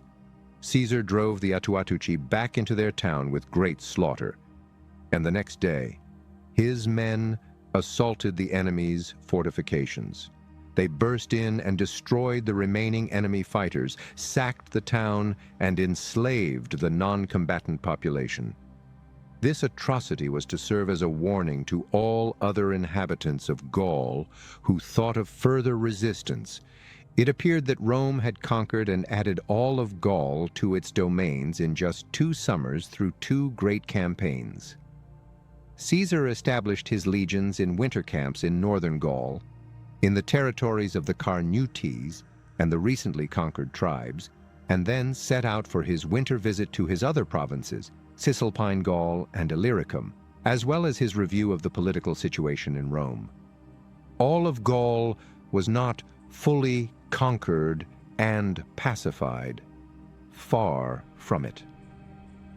The people of Gaul had been overawed by the Romans' intrusion and victories and were temporarily cowed, but their desire for independence and fighting spirit were far from broken. Caesar had his officer Sulpicius Galba lead a campaign with 1 legion to secure the Alpine passes during the winter of 57 to 56. In the early spring of 56, the Atlantic seaboard tribes, most notably the wealthiest and most powerful of them, the Veneti of Brittany, who had surrendered to P. Crassus without a fight, were moved to assert their freedom. They were explicitly motivated by some measures Crassus took to secure supplies and seized various Roman supply officers to hold as hostages against the safe return of the hostages they had themselves handed over to Caesar the previous autumn. Caesar was still in northern Italy when he was apprised of these events and sent back instructions to his senior officers to keep his legions in their winter camps until he arrived. But meanwhile, to begin building ships on the Loire with which to engage the naval forces of the Veneti, for this maritime tribe could not be defeated by land alone. The settlements of the Veneti were sited for the most part on promontories and peninsulas, difficult of access by land, and some at times cut off by the tides. The Veneti dominated the trade between Gaul and Britain and had a large fleet of warships on which they relied to defy the Romans. When Caesar arrived in Gaul in early spring, he divided his forces. He sent Labienus with a cavalry force into the territory of the Treveri to guard against German attempts to cross the Rhine. Crassus, with a little over 1 legion and a strong contingent of cavalry, was sent into Aquitania to subjugate that part of Gaul. Sabinus, with 3 legions, was ordered to march against the tribes of northern Brittany and Normandy to prevent them from helping the Veneti. He aimed to avoid the rebellion of the Veneti from spreading. Caesar himself, with a little under 4 legions, marched into the Venetic lands in southern Brittany, ordering young Decimus Brutus to take command of the warships he had ordered built and to bring them to the coast of Venetia as soon as the fleet was ready. Initially, Caesar campaigned by attacking the coastal strongholds of the Veneti one by one, utilizing Roman siegecraft and the nearly limitless work ethic of his legionaries to create a situation in which his men could scale the walls and capture each stronghold.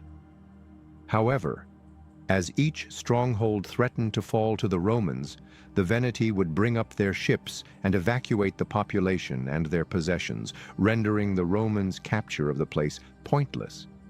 Caesar soon realized that only with his fleet could he make decisive headway and that he would have to suspend operations until the fleet was ready. The ships the Romans had built were essentially Mediterranean war galleys, the type of ships with which they were familiar. As well adapted as they were to Mediterranean conditions, however, these ships were not well suited to the enormous waves and extreme tides of the Atlantic and were held up for long by the weather. Finally, however, the weather became calm enough to allow them to sail to the South Brittany coast and confront the Veneti. It was an exceptionally ill-matched battle. The ships of the Veneti and their allies, some 220 strong, were of a very different sort from the Roman vessels. High-decked to withstand Atlantic waves, shallow-bottomed so as not to be stranded by low tides, and powered by sails rather than oars, as once again the Atlantic waves are not suited to rowing. The Roman war galleys relied on ramming and boarding tactics. Still, their rams were ineffective against the powerfully built and shallow-bottomed Venetian ships, while those ships' high decks and maneuverability under sail prevented easy boarding. At first, the Romans were unsure of how to proceed. However, they devised an ingenious device for cutting the rigging of the Gallic vessels, hooks mounted on the end of long poles, which could be used to snag the rigging on Venetian ships. Since the weather was calm, the Roman galleys could row up to a boat, snag its rigging with hooks, and then row away hard, pulling down the rigging, attached yards, and sails. In this way, Venetic vessels were immobilized, and the Romans could then row alongside and, by the Roman marines' superior fighting discipline, force their way aboard and capture the vessel. When a number of the Venetic ships had been captured in this way, the rest sought to sail away to the safety of the harbor, but, providentially for the Romans, the wind died down, leaving the ships of the Veneti becalmed and easy pickings for the Roman galleys. Only a few Gallic ships escaped towards evening when a breeze finally arose to give them some motive power. This stunning naval victory brought an end to the Venetians' resistance. They surrendered, and Caesar decided to make an example of them to discourage other rebellions. The councilors who had agreed to fight the Romans were executed, and the general population was sold into slavery. Meanwhile, Sabinus had cleverly broken the resistance of the tribes of Normandy, and Crassus's campaign in Aquitania had brought about the subjugation of that region. By late summer, only 2 tribes remained obdurate: the Morini and Menapi, who inhabited the coasts of modern-day Flanders and Zealand. Caesar marched against them but found their tactics extremely frustrating. Seeing that all Gauls and Germans who had confronted the Romans in battle had been defeated, these 2 tribes refused to come out into the open to fight, but took refuge instead in the marshes and forests that were abundant in their region. Caesar set his legionaries to timber felling, seeking to make a road into the heart of this region to capture the herds and non-combatants of these tribes. When some of them did come out and fight, the Romans beat them off with heavy losses. But at this point, autumn arrived with such heavy rainfall that it proved impossible for Caesar to keep his men in the field. He had to withdraw, therefore, leaving the Morini and Menapi still unsubdued. He quartered his troops among the recently defeated tribes of Normandy and went to spend the winter again in northern Italy, confident that Gaul was now at peace under Roman control. The following year, 55, was scheduled to be Caesar's last year in command of his provinces. Still, his allies, Pompeius and Crassus, the consuls of the year, extended his command for 5 years while also taking up necessary 5-year commands for themselves. Caesar's plans for the year in Gaul were no doubt to consolidate Roman control and begin to set up an administration. Still, any such plans were disrupted by the arrival across the Rhine of a large, new band of Germans, 2 allied tribes, the Usipetes and Tencteri, fleeing the constant pressure of the stronger Suebi. After initial resistance by the Menapi along the lower Rhine, these Germans were able, by the trick of a pretended withdrawal, to force their way across the river and encamp for much of the winter in the territory of the Menapii. When Caesar was informed in northern Italy of their arrival, he was instantly concerned that this new force on the scene might inspire some of the tribes in Gaul to consider anti-Roman insurrection. He cut his customary stay in Cisalpine Gaul short. His fears proved well-founded, as several tribes of northern Gaul sent envoys to the Usipetes and Tencteri, inviting them to range deeper into Gaul, hoping to use them against the Romans. Caesar summoned a meeting of tribal leaders as soon as he was back in North Gaul and instructed them to supply cavalry and grain for his upcoming campaign against the intrusive Germans. Having taken care of these preliminaries and concentrated his army, Caesar marched against the German tribes, intending to drive them out of Gaul at once before they could establish any foothold. Caesar's account of his negotiations and dealings with these 2 Germanic peoples is compressed and highly tendentious, and it seems clear that he had something to cover up. We hear that Cato later complained that Caesar's actions in this matter had been treacherous, and that to avoid the gods punishing Rome generally for this treachery, Caesar should be handed over to the surviving Germans for punishment. Of course, Cato's view was no less biased than Caesar's, but a Roman would hardly suggest this about a fellow Roman aristocrat without some cause. At any rate, the Usipetes and Tencteri indeed sent envoys to Caesar when they learned he and his army were approaching, and indeed sought to delay or prevent a military showdown. Caesar believed, or claimed to believe, that their real aim was to win time for a large cavalry force they had sent across the Meuse to forage to rejoin the main body before any battle. Consequently, Caesar kept advancing and used a cavalry skirmish, which he claimed broke an agreed truce, as an excuse to hold the envoys the Germans had sent, their leaders, under arrest. Bereft of their leaders and lacking their main cavalry force, the Usipetes and Tencteri proved easy prey for Caesar's legions and were slaughtered. The number Caesar gives for these slaughtered Germans, over 400,000, seems as exaggerated as his account of the affair is elliptical and tendentious.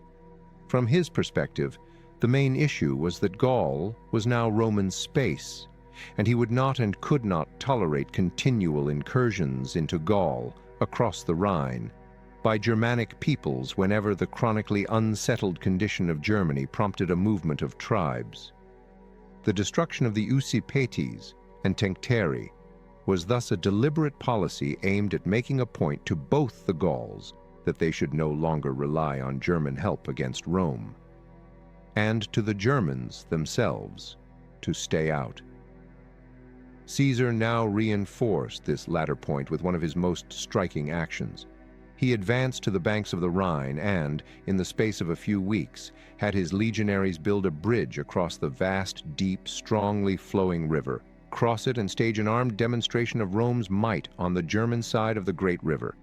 This bridge, built with such rapidity and, in Caesar's telling at least, seeming ease, was a marvel of Roman military engineering, and it impressed the German tribes very strongly.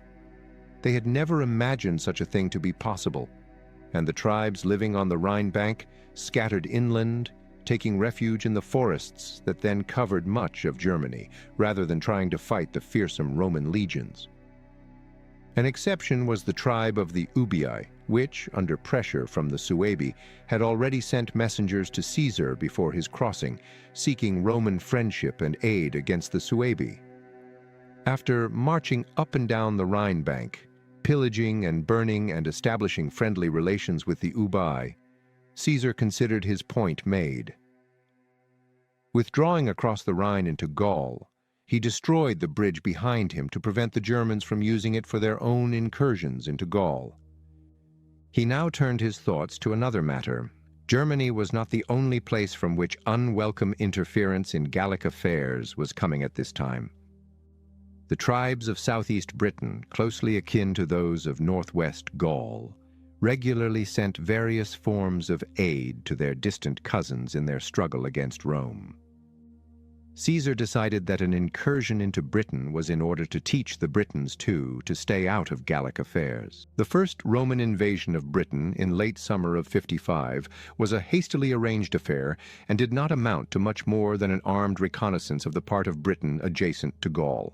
Caesar sent an officer named Volusinus with a warship to scout the coasts of Britain, while he oversaw the gathering of shipping for a crossing of the Channel in force. By commandeering ships and adding them to the fleet built for the campaign against the Veneti, Caesar got together enough transports to ferry 2 legions and a force of cavalry across to Britain and a protecting squadron of warships. While he was waiting for the ships, he received formal submissions and hostages from the Morini, thus securing his rear while he invaded Britain. He also received envoys from some of the British tribes, promising surrender. He sent a trusted Gallic chieftain, Commius, of the Atrebates, back to Britain with these envoys to urge complete submission to Rome. When the ships were ready, Caesar embarked the 7th and 10th legions on 80 transports, with a further 18 designated for cavalry and sailing from another port. Publius Sulpicius Rufus was placed in charge of the port of departure with a sufficient garrison. At the same time, Sabinus and Aurunculeius Cotta commanded the rest of the army in a campaign against the as yet unsubdued Menapi and northern Morini. Then Caesar set sail for Britain at night, arriving off the British coast the next morning, only to find that his cavalry transports had been unable to make the crossing and that hostile forces had occupied the coast where he needed to disembark. He was not put off. After waiting for some hours just offshore, surveying the situation and waiting in vain for the cavalry transports to arrive, he sailed a few miles along the coast until he found a beach that looked suitable to attempt to force a landing.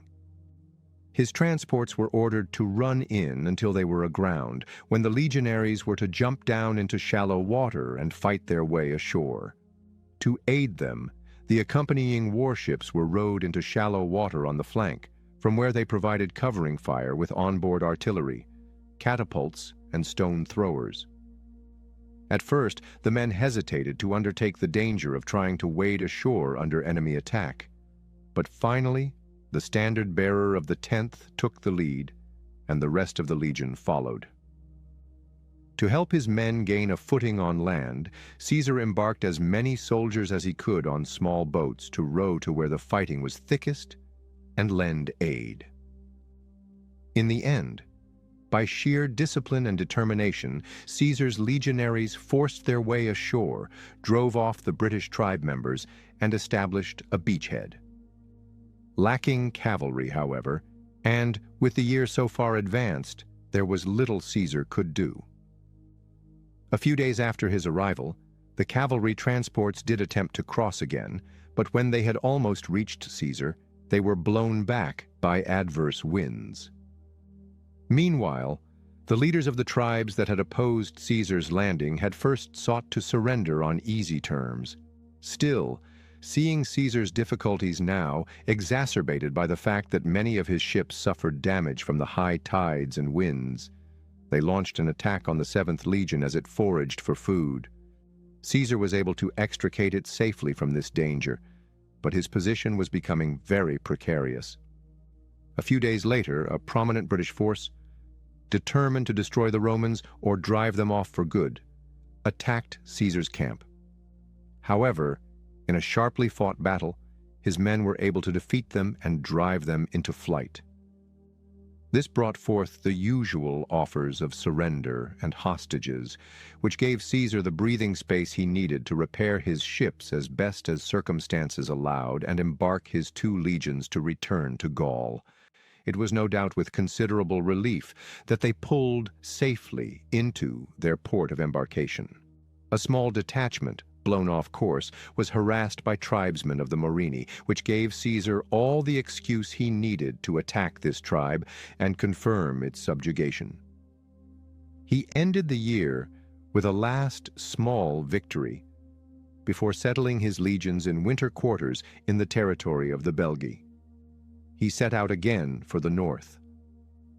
Aside from the destruction of the Usipetes and Tencteri, the military actions of this year may appear somewhat indeterminate and unsatisfactory. Germany had been invaded, but no severe fighting had occurred, and after a few weeks of pillaging of abandoned lands, Caesar had returned with little achieved. Britain, too, had been invaded, but again with no definite results, although the fighting had been rather more serious. To see any failure in these actions, however, would be to miss the point entirely. In neither case, had Caesar aimed to conquer substantial new territories, he had all he could cope with in that respect in Gaul, or necessarily to fight great battles and win more victories, though victories were always welcome. The point of the invasions of Germany and Britain was merely that Germany and Britain had been invaded. Down to this time, Germany had been a land of fearsome and feared peoples, who invaded and troubled Gaul and Roman territories, but no Roman force had ever entered Germany under arms. By crossing the Rhine and intimidating the Germans on their territory, Caesar achieved a significant propaganda victory, elevating his reputation in Rome to a level surpassing that of his conquests in Gaul. And the invasion of Britain had the same effect, but even more so. Whereas Germany was a land that was at least known, however feared its inhabitants might be, Britain was an almost mythical island before Caesar's crossing. Greek geography knew very little about the island, and much of what was said about it was fabricated. Yet Caesar had now crossed to this fabulous island, putting it firmly on the map and defeating its inhabitants in battle. Small wonder that the Senate decreed a thanksgiving to last an unprecedented 20 days on receipt of Caesar's dispatches. Small wonder that in one of his poems, Catullus referred to the monuments of great Caesar, the Gallic Rhine, and the dreadful and remotest Britons. Everything Caesar did was done with an eye on its effect back home in Rome. At Rome, the crossing of the Rhine and the invasion of Britain raised him to a peak of fame and glory that previously only Pompeius had attained. Yet Caesar was not satisfied. When he left Gaul for northern Italy, he left instructions that during the winter, a vast new fleet of transports and warships, explicitly designed to handle the waves and weather of the North Sea and Channel, was to be constructed with a view to a much larger and more determined invasion of Britain in the following year. That still should not be taken to suggest that Caesar planned long-term conquest in or of the island.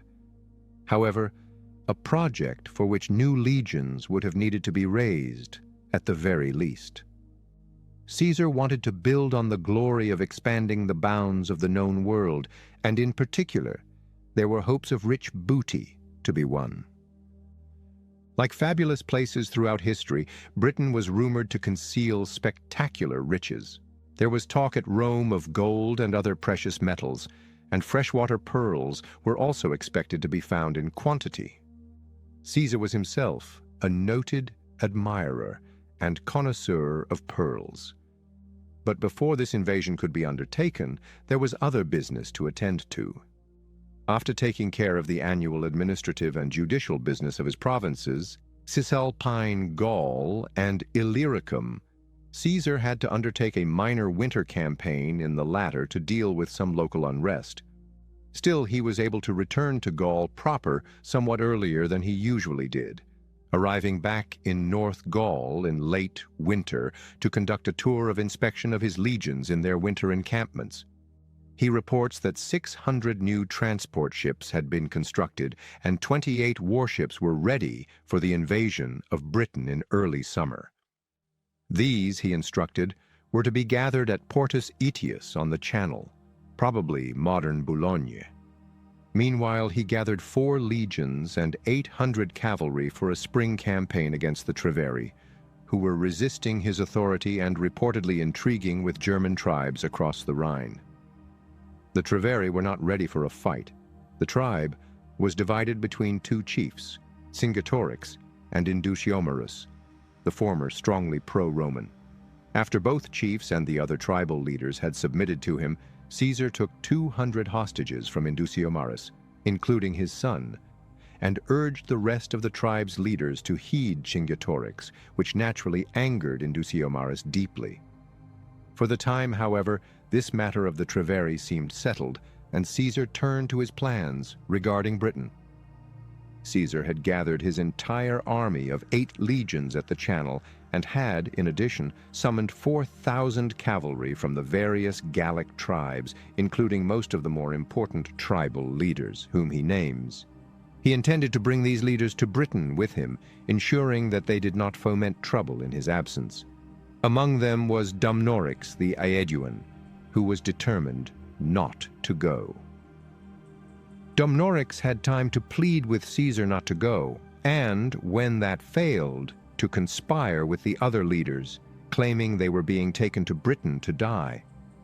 Ultimately, he realized that the only way to avoid going was to flee. He was pursued by Roman cavalry, captured, and killed. He went down fighting and crying out that he was a free citizen of a free land who owed no obedience to Caesar or anyone else. Although both Indutiomarus and Dumnorix had thus been dealt with apparently satisfactorily, it was clear all the same that dissatisfaction with Rome's power and presence, and indeed outright disaffection towards Caesar and Rome, were rising. Caesar finally embarked for Britain with 5 legions and 2,000 Gallic cavalry, leaving the remaining 3 legions and 2,000 cavalry at Portus Aetius under Labienus to secure the port and watch over Gaul against Caesar's return. After a slightly difficult crossing, the army landed at the same place as the previous year's landing, but this time unopposed.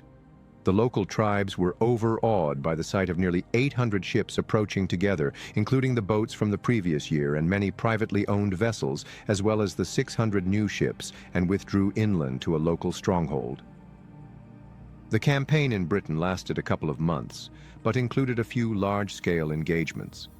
The Britons preferred to use hit-and-run tactics with their squadrons of mobile cavalry and charioteers, the latter fighting in a style highly reminiscent of Homeric chariot fighters. As a result, Caesar's heavily armed legionaries found it hard to come to grips with them. Overawed by the scale of Caesar's invasion, the tribes of southeast Britain had temporarily united together under a powerful local chieftain named Cassivellaunus, whose stronghold was near Canterbury. After some initial successes had established Caesar's position in Kent, and he had overcome severe damage to his beached ships due to a fierce gale, Caesar forced a crossing of the River Thames into Cassivellaunus's lands and eventually captured the latter's main stronghold. That was enough to bring Cassivellaunus, whose allies were abandoning him, to the negotiating table. Caesar demanded hostages and annual tribute payments, and then set out to return to his now repaired fleet.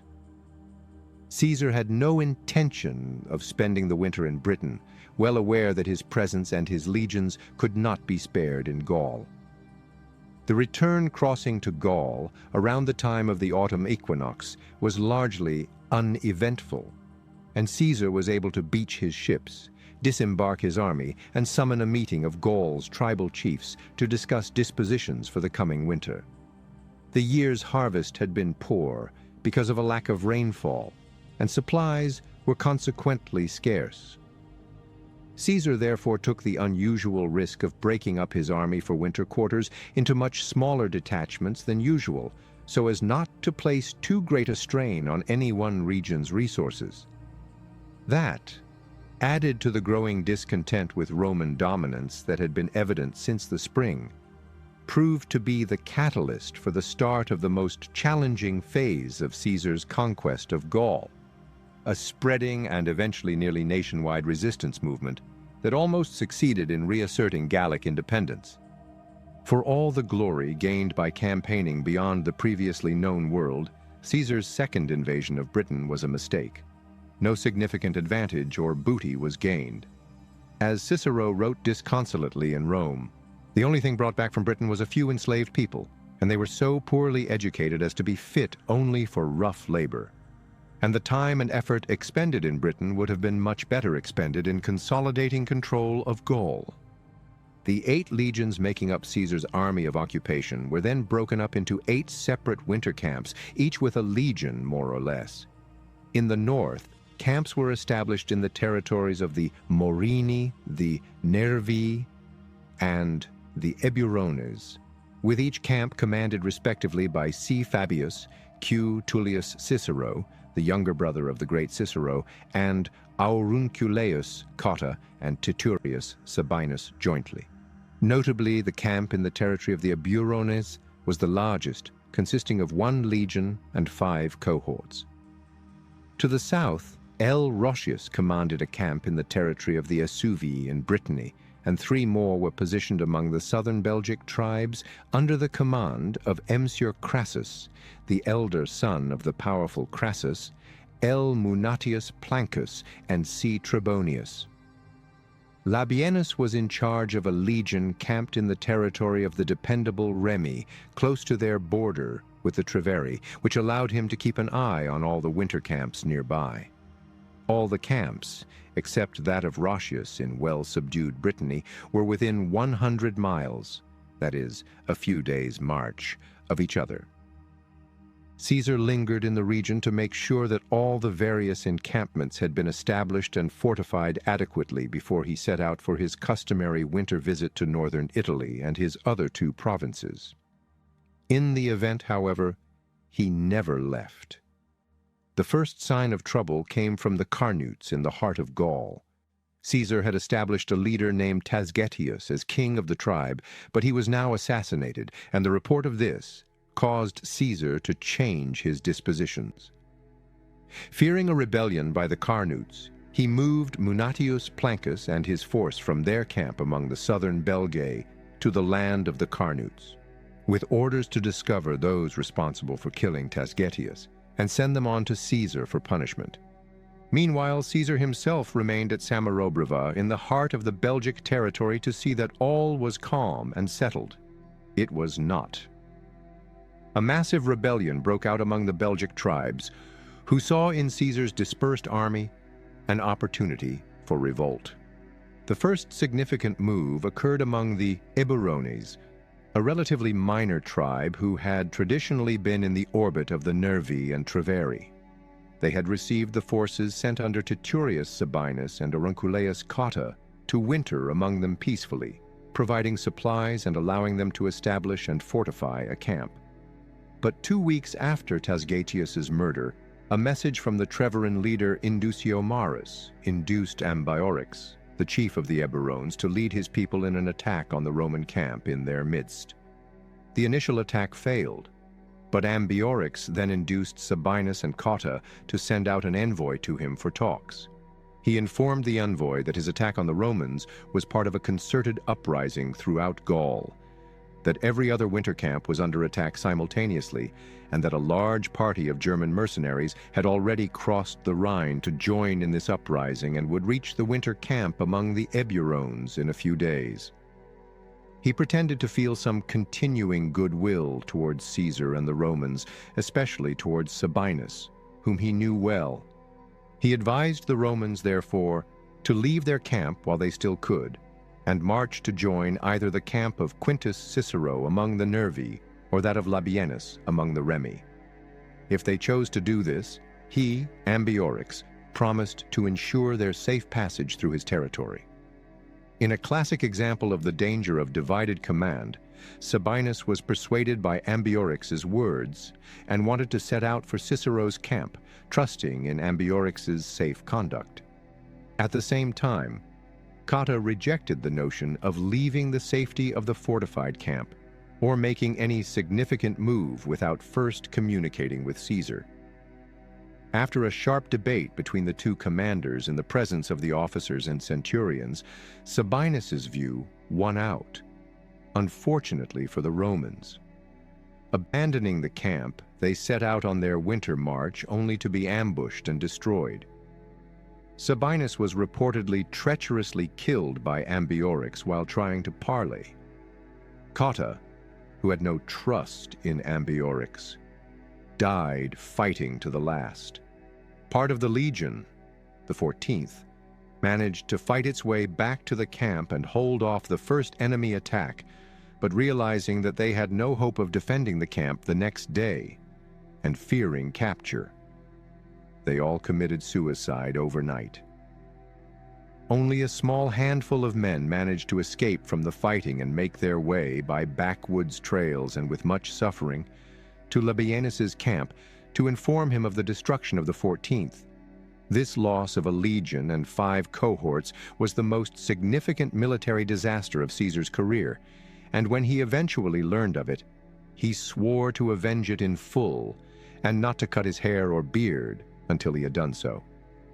Ambiorix, in the first flush of his triumph, set out for Cicero's camp.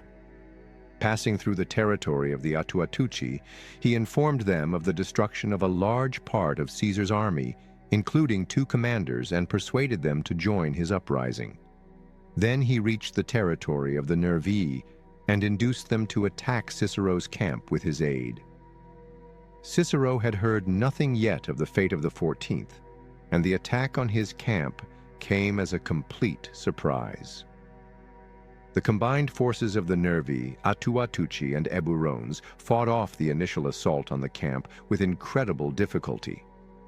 Overnight, Cicero set his men to improving the camp's fortifications, building towers and strengthening the defenses, which enabled his men to repel subsequent assaults on the camp for several days. Meanwhile, he attempted to send messengers to Caesar to report on the danger he and his men were confronting, but all routes were carefully watched, and his messengers were intercepted. Eventually, the Nervian leaders tried the same approach as Ambiorix had used with Sabinus. They requested a parley and warned Cicero that all Gaul had risen, that the other Roman camps were under attack as well, that he could expect no help, and that German mercenaries were on their way to join the attack against him. They described the deaths of Sabinus and Cotta and their men, and they offered Cicero safe conduct out of Nervian territory. Cicero, however, refused to budge. He replied that it was not Roman custom to accept terms from an enemy who was armed. If they would lay down their arms and sue for mercy, he would personally intercede with Caesar on their behalf. Disappointed, the Nervi built Roman-style siege works around the camp and stepped up their attacks, attempting to set the camp on fire and striving by might and main to break in. Cicero, despite being quite ill, allowed himself no rest night or day in encouraging his men to resist and seeing to the repair of the fortifications wherever the enemy damaged them. Finally, after the siege had dragged on for 2 weeks or more, a messenger, disguised as one of the attackers, managed to get through the enemy lines and bring news of Cicero's desperate straits to Caesar at Samarobriva. Caesar immediately ordered Marcus Crassus to bring his legion from the territory of the Bellovaci to Samarobriva. He sent C. Fabius to join Caesar on the march through the Atrebates' territory to the Nervi's land. As soon as scouts reported that Crassus was only a few hours' march from Samarobriva, Caesar set out from there with Trebonius's legion, ordering Crassus to occupy Samarobriva and look to the safety of the Roman camp and supplies there. He met with Fabius and his legion on the march and advanced into Nervian territory with 2 legions. He had also instructed Labienus to join him if possible. Still, Labienus was detained by news of Sabinus's disaster. He expected to be attacked daily by the Treveri and felt that he could not leave his camp in safety, a decision with which Caesar approved. He now realized that he faced a serious uprising in northern Gaul and that it would be crucial to defeat the Nervi and save Cicero and his legion if this uprising was to be overcome. He sent a Gallic cavalryman to get a message to Cicero, letting him know of the relief force's imminent arrival. The message was tossed into Cicero's camp, tied to a javelin, where it unfortunately went unnoticed for 2 days. Still, Cicero did finally receive it, and by then the smoke of the relief force's fires could be seen on the horizon, confirming that they were indeed approaching. The attack was not before time, as scarcely a man in Cicero's camp was unwounded. Seeing Caesar's approach, the Nervi and their allies abandoned the siege of Cicero's camp and turned to confront Caesar's force. Cicero at once sent a messenger to warn Caesar of his danger. When Caesar came within sight of the enemy, he halted and had his men construct a camp. However, though he had 2 legions with him, he had the camp made very small and crowded to give the impression that the force with him was pretty small. He kept his men strictly inside the camp despite all enemy challenges and provocations, giving the impression that he was afraid to risk a fight. As a result, the Nervi and their allies became bolder and bolder in approaching Caesar's camp and eventually began to assault it in some disorder. At that, Caesar sent all his legionaries pouring out of the camp gates to attack the surprised enemy. Then he sent his cavalry out after them to pursue the fleeing Nervi, who had not stood up to the surprise attack. As a result, the Nervi and their allies were routed, and many were killed. Caesar was able to join Cicero without losing any of his men. He praised Cicero and his men highly for their stout resistance, and viewed with some surprise the siege works that the Nervi had built. He realized that the Gauls were learning from their Roman enemies, and that the job of subjecting them was still far from complete. Throughout that winter, during which Caesar remained in northern Gaul near his army, rumors continued to fly of Sabinus's defeat on the one hand, and of Gallic plans to rebel and assert their freedom on the other. After relieving Cicero's legion, Caesar sent Fabius and his legion back to their camp among the Morini. He had brought Cicero's legion along with Trebonius's back to Samarobriva, where he kept both along with Crassus's legion throughout the winter as a strong force ready to deal with any trouble. He contacted tribal leaders to inform them that he was aware of plans afoot to rise against him and tried to intimidate them into remaining quiet. Meanwhile, Induccio Marus led the Treveri in an attack on Labienus's camp. Still, by secretly bringing a large cavalry force into his camp and then sending it out suddenly to attack the unwary Treveri, Labienus succeeded in driving them off and killing Induccio Marus himself. Caesar knew full well that trouble was brewing. He ordered his legates in the province and in Cisalpine Gaul to recruit new forces to replace those lost under Sabinus and Cotta. Additionally, he persuaded Pompeius to dispatch a legion of newly recruited soldiers from northern Italy. In this way, by the end of the winter, Caesar had raised 3 new legions, double the number of men lost under Sabinus, and raised his overall army in Gaul to 10 legions. The aim was to impress the Gauls with Rome's power and cow them into quiescence, but nothing could keep the Gauls quiet at this point. In 53, a serious uprising broke out early in the year. Still, fortunately for Caesar, it was confined to northern and north-central Gaul, essentially to the Belgic peoples, and the Gauls were still unable to unite fully against the familiar foe. In anticipation of the difficult spring and summer to come, Caesar gathered 4 legions before the winter was over for a surprise invasion of Nervian territory. He seized a large quantity of booty, and since the Nervii did not dare to fight, they were obliged to surrender, removing one of the core tribes from the uprising before it even got properly underway. In the spring, Caesar summoned a tribal council at Lutetia. Only the leaders of the Treveri, Senones, and Carnutes failed to attend, making it clear which tribes were the most seriously disaffected.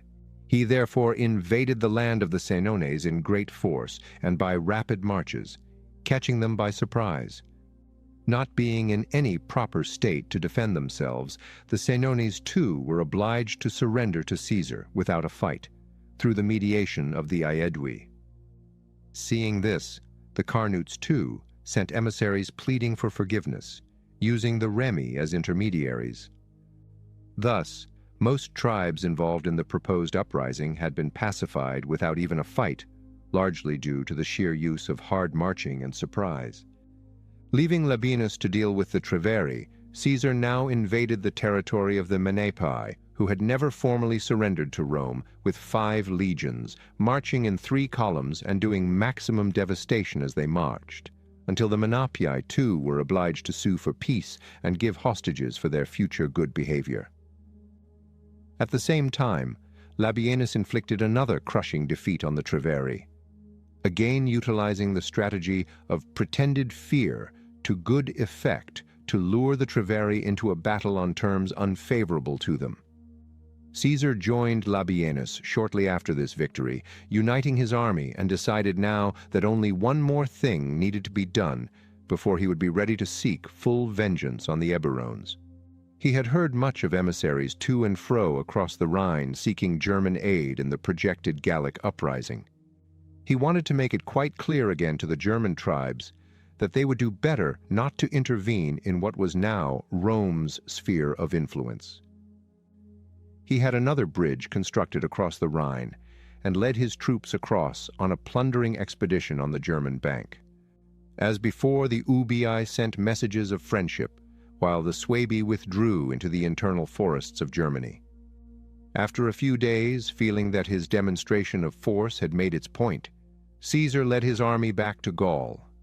But this time he only destroyed about a third of his bridge on the German side, leaving the rest standing and heavily guarded to let the Germans know that he could return at any time if they gave him cause.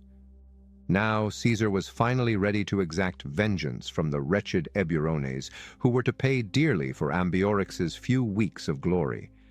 Stationing 1 legion at Sabinus's old camp in the heart of the Eburones' territory, in charge of the baggage and stores, and dividing the other 9 legions into 3 forces, Caesar systematically ravaged the entire land of the Eburones to eradicate the tribe. Neighboring Gallic tribes were forbidden to shelter fleeing Eburones and invited to join in the pillaging and plundering. All Eburones were to be killed or enslaved, and an extraordinary bounty was promised for the capture or slaying of Ambiorix himself. The Eburones suffered, their only hope of survival being to hide in the most inaccessible parts of their territory, or flee to unfrequented areas of neighboring territories, constantly avoiding being seen, as being seen meant risking death or enslavement. Still, Ambiorix, though almost captured on several occasions, somehow escaped, and his ultimate fate is unknown. But if Caesar meant all of this horrible suffering as a final lesson to the Gauls, he underestimated their fierce will to freedom. When the destruction of the Eburones seemed complete, Caesar finally withdrew his legions to the territory of the Remi, where he held a council of Gallic chieftains at Durocortorum to inquire into the conspiracy, as he termed it, of the Senones and Carnutes. He decided that a chief of the Senones named Acco was the instigator and had him put to death in the traditional Roman manner, which included a preliminary public scourging. Various supporters of Acco were exiled, and Caesar then distributed his legions into winter camps, 2 on the border of Treveran territory, 2 among the Lingones, and 6 at the chief city of the Senones, Agedincum. Then, with Gaul pacified, Caesar traveled to Cisalpine Gaul to catch up on the latest political events in Rome. Meanwhile, in Gaul, representatives of various tribes began to meet to plan a full-scale uprising against Rome, aiming to shake off the Roman yoke once and for all. The fate of the Eburones and Acco merely spurred them on, as they felt that at any time any of them might meet the same treatment, and that if they did not move to recover their liberty now, they would never be able to. The political troubles in Rome, which seemed likely to detain Caesar, added to their determination, and the Carnutes undertook to make the opening move in what was to be an uprising of almost all of the Gallic tribes proper of southern and central Gaul, north of the old Roman province. On an appointed day, the Carnutes fell on the Roman inhabitants of their chief town, Cenabum, Orleans, slaughtering them all and seizing their property. This act was the signal for the general uprising to begin. The uprising of 54 to 53 had been almost exclusively an affair of the Belgic tribes of the north. The rebellion of 52 was predominantly among the Celtic peoples of central and southern Gaul, with many of the Aquitani joining them. However, in the later stages, some of the Belgic tribes also joined in. The leading figure of this uprising, the Arvernian noble Vercingetorix, proved to be an able and effective commander, one who had learned much from observing Caesar and the Romans, as well as how they operated. After news of the slaughter at Cenabum spread, the Arverni, led by Vercingetorix, seemed to have been the first to respond. Several smaller neighboring tribes were quickly persuaded by Vercingetorix to join the uprising, enabling him to raise a large force and invade the territory of the Bituriges to the north of Arvernian lands. Modern-day Auvergne, that is. This was a direct challenge to the Aedui, whose allies the Bituriges were, and through them to Rome, as the Aedui were the chief Roman allies in Gaul. When the Aeduan response proved ineffective, the Bituriges joined in the anti-Roman alliance under Vercingetorix, giving the latter a great initial success. Caesar, meanwhile, was in Cisalpine Gaul when news of the troubles in Gaul reached him, and he hurriedly recruited new soldiers and crossed the Alps into the Transalpine province, arriving not a moment too soon. For Vercingetorix had sent a leader named Lucterius with a large force to attack the old province in Caesar's absence, and Caesar was barely able with his recruits and the provincial militia to put the province into a state of defense in time to ward off this threat. The situation facing Caesar now was a very dangerous and perplexing one. He was cut off from his army, which was wintering in north-central Gaul, both by mountain passes covered in winter snow and by large enemy forces. Although he had with his army a commander whom he could trust in Labienus, the events of the winter of 54/53 must have made him extremely anxious about what might happen in his absence. His immediate aim, therefore, was to find a way to join his army. To pass from the old province into central Gaul, he would have to cross the Cevennes Mountains, where the passes were deep in snow and considered impassable until spring arrived. The Arverni, therefore, kept no close watch on these passes, and that was Caesar's opportunity. Having recruited further soldiers in Provence, raising the force available to him to 22 cohorts, or just over 2 legions, he set the men to digging through the deep snowdrifts in the Cevennes passes. He then crossed the mountains and debouched into the territory of the utterly surprised Arverni with a substantial force of cavalry, which he sent out to ravage and pillage in all directions. His strategy was classic Caesar, to arrive where the enemy thought he could not possibly be, and so take them entirely by surprise. He stayed in Auvergne only 2 days, long enough for news of his presence there to reach Vercingetorix and bring him hurrying to the rescue of his native land. Caesar, meanwhile, set out with the stated aim of going to fetch reinforcements and returning within 3 days, leaving young Decimus Brutus in command of the cavalry with orders to continue the widespread ravaging and pillaging. Instead of heading south for reinforcements, Caesar headed east to Vienna, where he gathered a petite escort of cavalry. From there, he made a furious rush through the lands of the Aedui and Lingones to join the two legions wintering among the latter tribe. From there, he sent messages to his two other winter camps, concentrating his entire army under his leadership before Vercingetorix was aware that he had left Auvergne. Finding himself thus outwitted and obliged to face a concentrated Roman army under Caesar himself, Vercingetorix led his army back into the territory of the Bituriges. Then it attacked the small tribe of the Boii, whom Caesar had settled in Aeduan territory after the war with the Helvetii, aiming either to draw Caesar into a brutal winter campaign or to show that he was unable to protect his allies. Caesar realized that, despite the difficulties of winter campaigning, he had to go to the aid of his allies or risk losing face disastrously. Once again, Caesar demonstrated his characteristic traits of swift decision-making and movement. Leaving two legions with all the army's heavy baggage at Agedincum, he marched with 8 legions towards the Boii, sending instructions to the Aedui to forward supplies. He reached Velaunodunum in the territory of the Senones on the second day and at once laid siege to it to secure his supply line. With their customary energy, his legionaries completed encircling siege works in 2 days, causing the people of the town to surrender on the 3rd day. Caesar left his officer Trebonius to receive the surrender and, at once, marched with most of the army to Cenabum, arriving there in just 2 days. The Carnutes had just heard of the siege of Velaunodunum, assumed that this siege would take some time, and were consequently caught entirely by surprise at Caesar's appearance, having barely begun to put Cenabum into a state of defense. Once again, the sheer rapidity of Caesar's actions won him a significant advantage.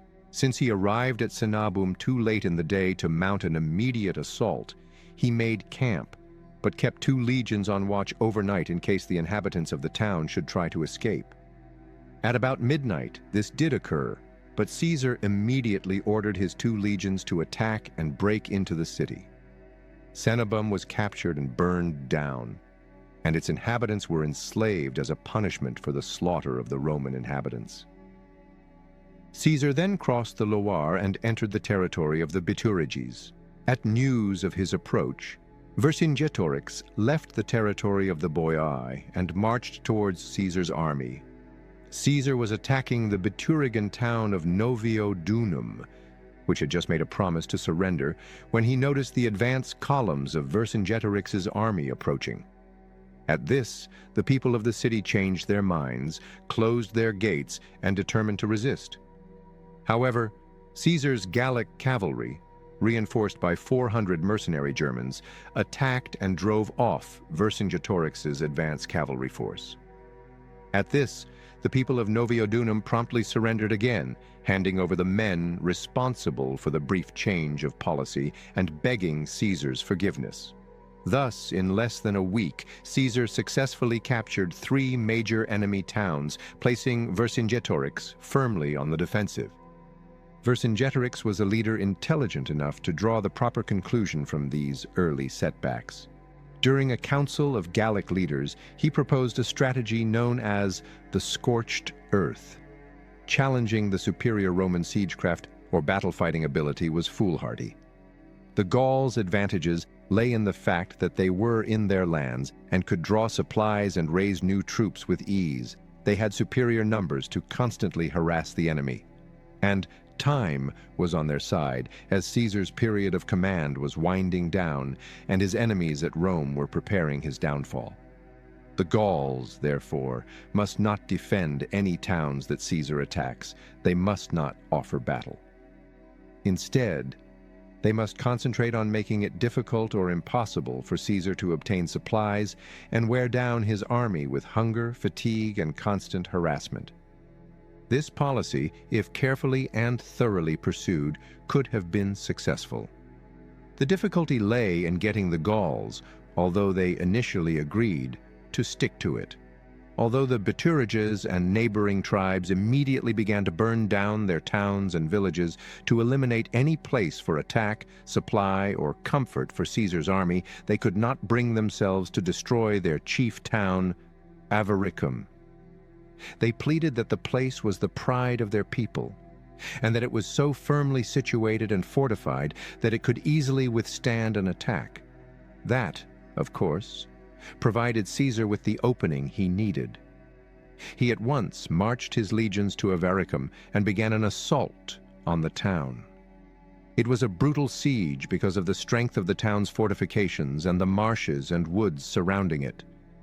But Caesar encamped by a gap between two marshes and set his men to building a ramp up to the city wall.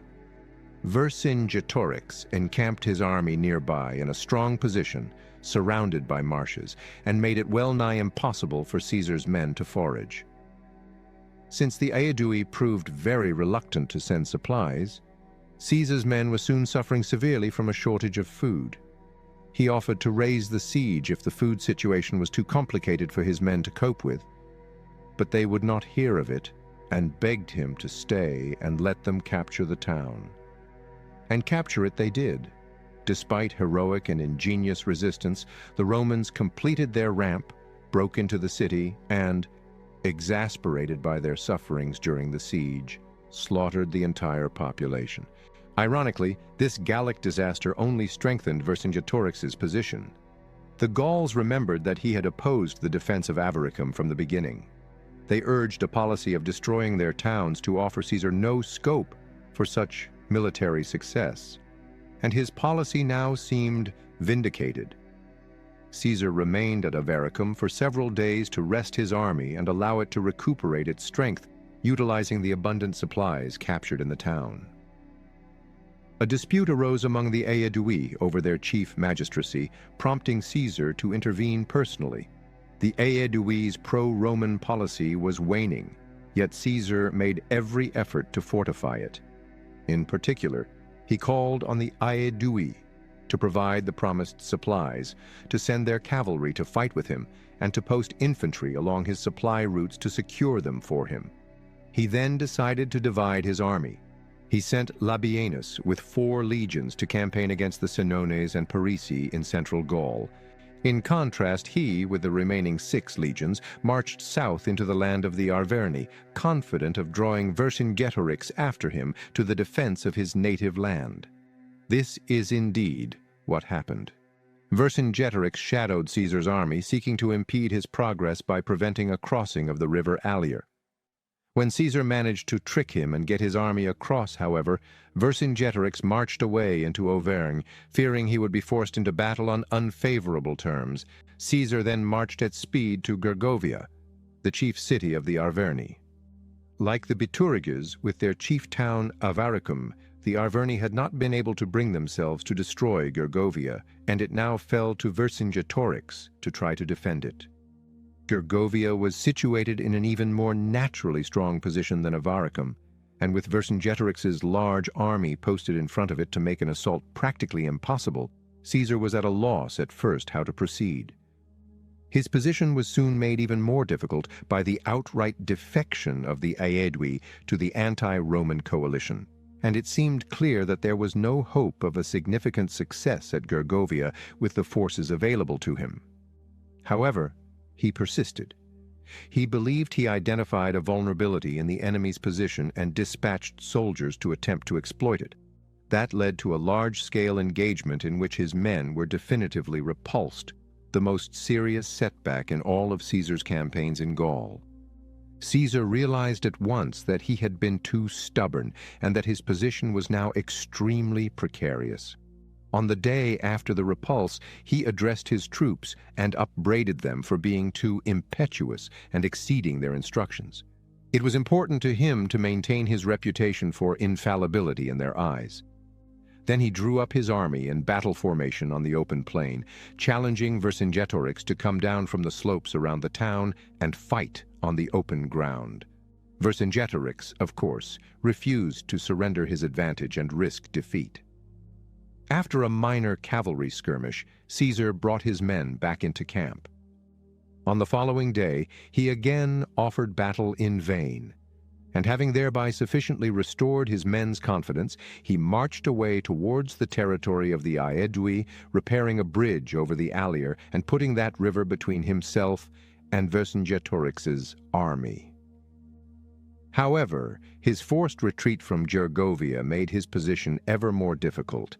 The Aedui moved from covert and partial rebellion into open and complete alliance with Vercingetorix and the other Gauls. Caesar's supplies and all the hostages of the Gallic tribes, whom he had concentrated at an Aeduan town, were seized, and Aeduan forces began to campaign against him, harassing his troops along the Allier. To some, it seemed that the only course open to Caesar now was a retreat to the old province, but that would have meant abandoning Labienus and his 4 legions in north-central Gaul and accepting the loss of all his conquests. Caesar would not contemplate such an action.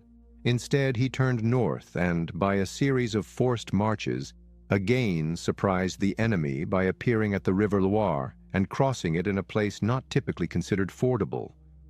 He stationed his cavalry in the stream in 2 lines and had the legionaries cross between them, submerged up to their shoulders but holding their arms and armor above their heads as they waded. Again, the extraordinary ability and willingness of Caesar's legionaries to exert themselves and accomplish the seemingly impossible created the situation Caesar needed. The ability to link up with Labienus and unite the whole army in the middle of Gaul. Labienus's campaign against the tribes of north-central Gaul had been primarily successful until news of Gergovia arrived, encouraging the tribes to continue resisting, and more tribes, especially the Bellovaci, to join the uprising. Labienus had already forced a crossing of the Seine, but now found himself on the wrong side of the river and had to exercise all his ingenuity to bring his legions safely back to the south bank. There he fought a battle against a large Gallic army commanded by the Aulurcan chief Camulogenus and won a notable victory thanks to the skill and daring of the 7th Legion. Camulogenus and thousands of his warriors were killed, and the victory enabled Labienus to march safely back to his base at Agedincum, pick up the garrison force and his baggage there, and proceed to effect a junction with Caesar. The uprising against Rome had now become virtually pan-Gallic. Only a handful of tribes, the Remi and Lingones, who remained loyal, and the Treveri, who stood aloof, did not participate when a pan-Gallic council was called at the Aeduan town Bibracte. Claims by the Aedui to hold the chief command were rejected, and Vercingetorix was overwhelmingly confirmed as commander-in-chief. The wisdom of his strategy and his success in defeating Caesar at Gergovia made his case irresistible. It seemed as if it was now just a matter of time before Caesar was obliged to leave Gaul, and Vercingetorix could hope to become the paramount leader of a liberated Gaul. He gathered 15,000 cavalry in addition to the infantry he already had at Bibracte, and enforced his strict scorched earth policy, obliging the tribes to destroy all supplies that could not be secured against Caesar's legions. Forces were sent to harass the borders of the old province in the hope of drawing Caesar south to its defense. Still, his cousin and legate L. Caesar organized the provincial militia of 22 cohorts effectively to ward off these attacks.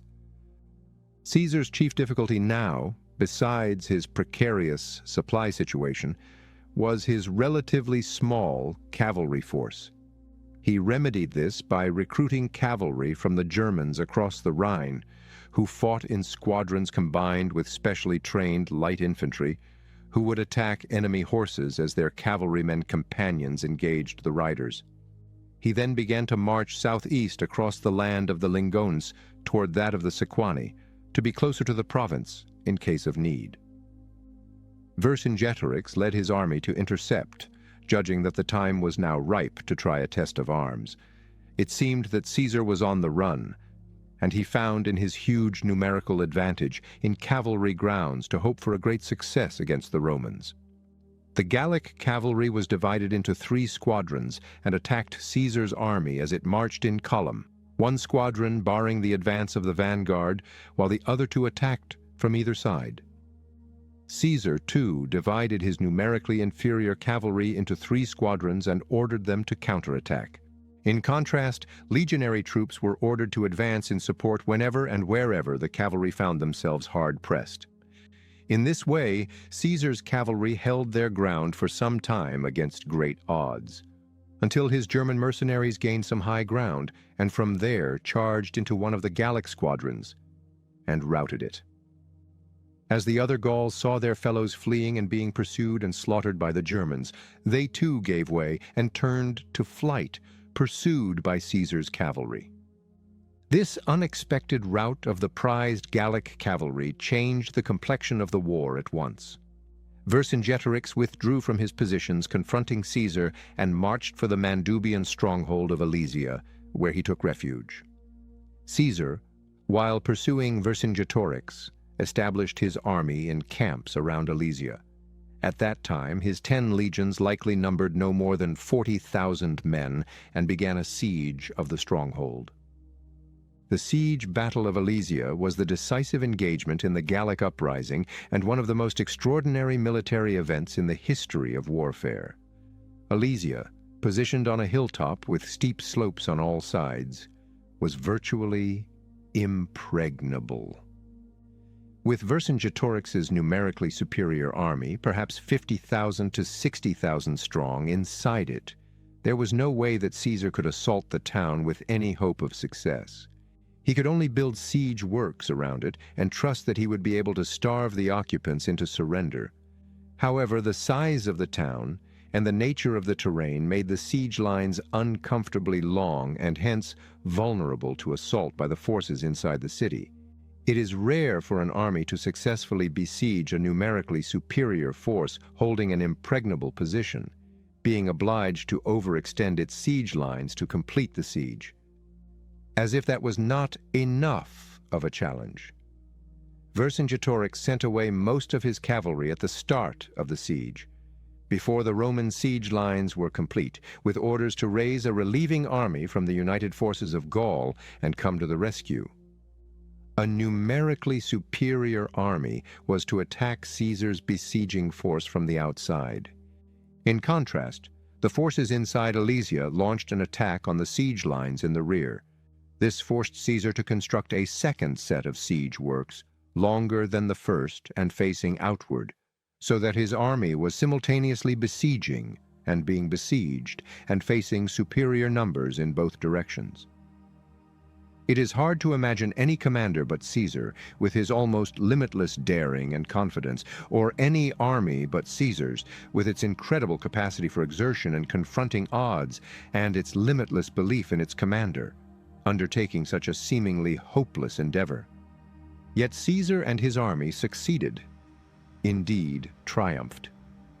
By prodigies of sheer hard work, extraordinary siege works were constructed with great rapidity facing both directions.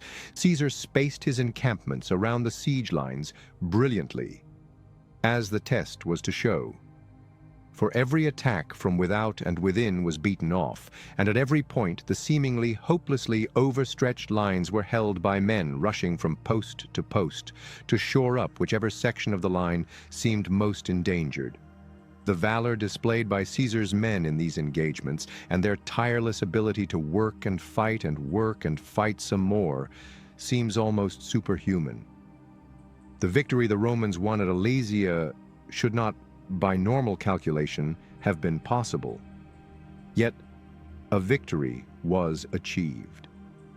The culminating point came in a great double assault on Caesar's lines from both sides, which was beaten off by extraordinary exertions.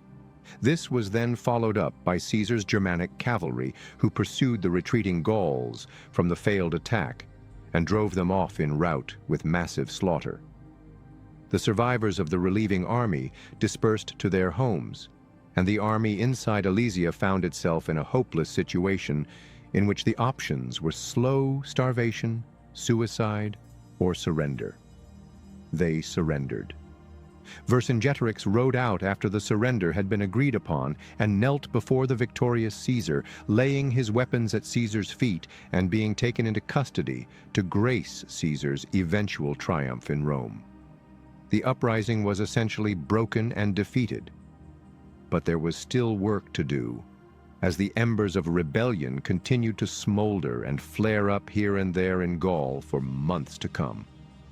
Of the soldiers in Alesia who surrendered, Caesar set aside the Arverni and Aedui as hostages to recapture the goodwill of these crucial and decisive tribes. The remainder were enslaved and distributed as booty among his men, a reward for their exertions. Caesar then marched into Aeduan territory, where he was met by envoys from the Aedui and Arverni to offer surrender. He accepted the surrender of both tribes graciously, freed the 20,000 prisoners he had held, and demanded and received hostages for their future good behavior.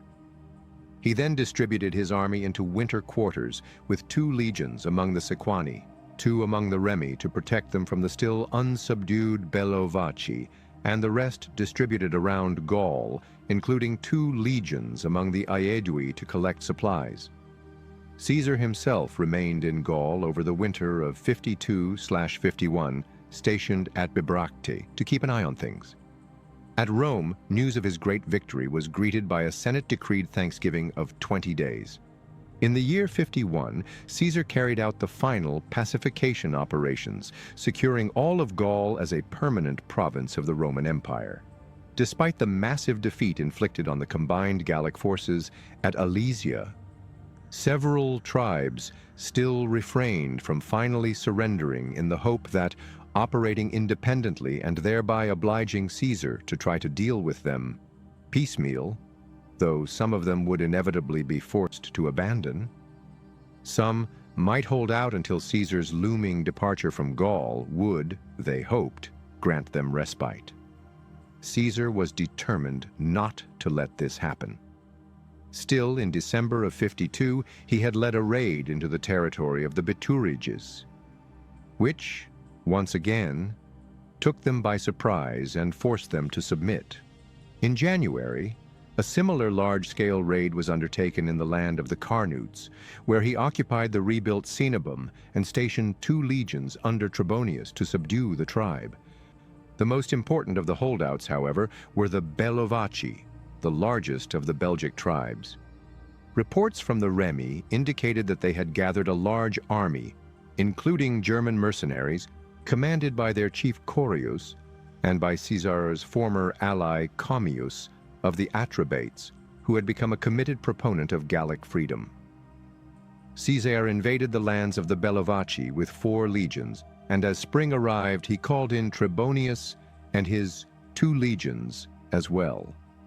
The Bellovaci put up a determined resistance, making things difficult for Caesar.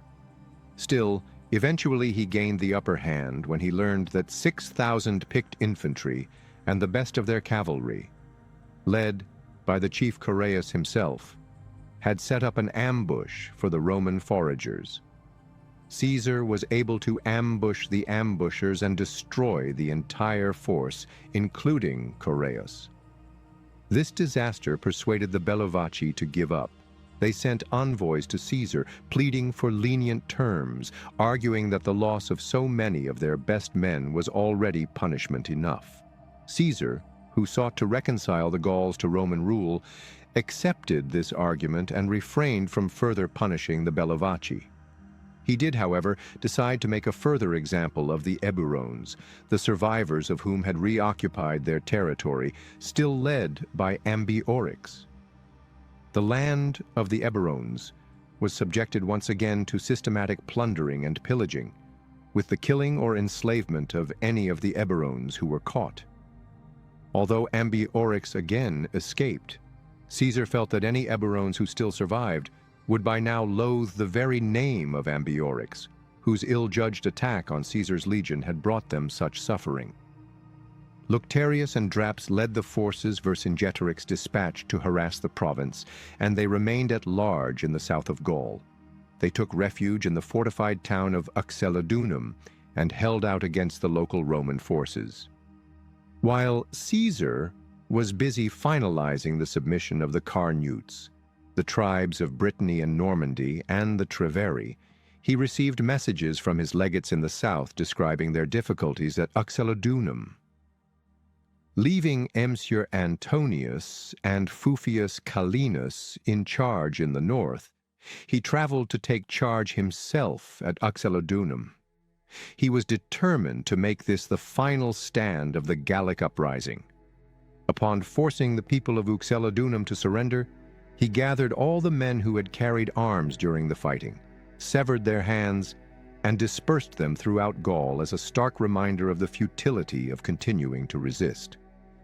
After this atrocity, Caesar adopted a policy of mildness and reconciliation to demonstrate to the Gauls that they would not suffer if they submitted.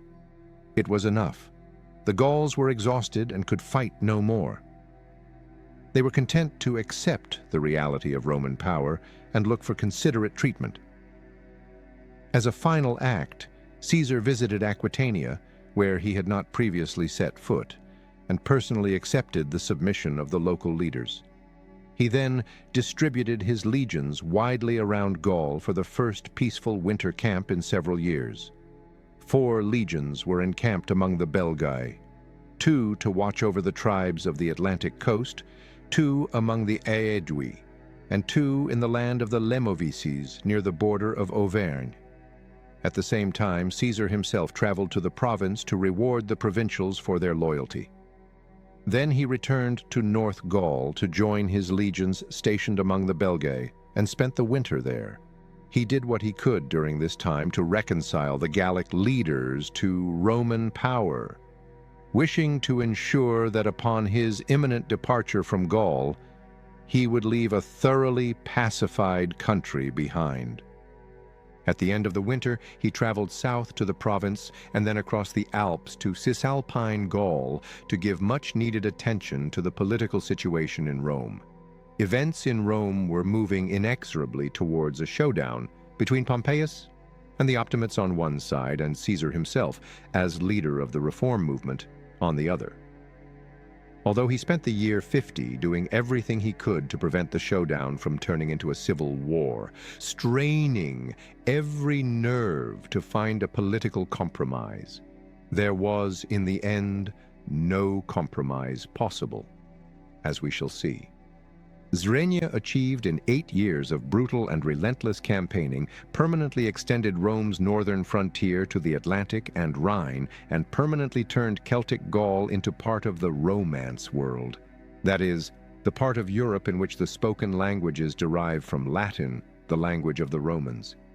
It was, by any measure, a remarkable achievement, although from a modern perspective, it might also be deemed an atrocious one. There were certainly atrocities aplenty committed during these 8 years of warfare, but we should not too facilely apply modern standards in judgment. To a Roman like Caesar, the only applicable standards were the welfare of Rome, the power of Rome, the glory of Rome, and, of course, the enrichment and glory of the Roman commander himself and his officers and men. And certainly Caesar and his officers were enormously enriched. The wealth of Gaul poured into their hands, but by no means all of it stayed there. Caesar poured vast sums into Rome and Italy, providing gifts and loans to politicians and leaders of all sorts, as well as undertaking massive building projects in Rome and numerous Italian towns. This episode illustrates an essential point about it. It was carried out not just for its own sake or to extend the Roman Empire, but also to further a political career and movement. The gifts, loans, and building projects financed by the wealth of Gaul were intended to secure political support for Caesar from the numerous beneficiaries of his largesse. More even than this, though, the campaigns in Gaul may be said to have been about the building of an army. As we have seen, military might had been the final arbiter in Roman politics for decades, and Caesar knew that to further his political career and the success of the Sinan political movement he led, he would need a powerful army at his back. The army Caesar created during these 8 years was one of the great armies of history. Caesar's dedication to himself discipline, daring confidence, and willingness to endure danger, hardships, and effort mark him out as one of the finest commanders of men. His generalship is marked above all by this ability to inspire devotion, but also by the way that, time after time, he did the unexpected and achieved the crucial advantage of surprise through the incredible speed and boldness of his decisions, actions, and movements.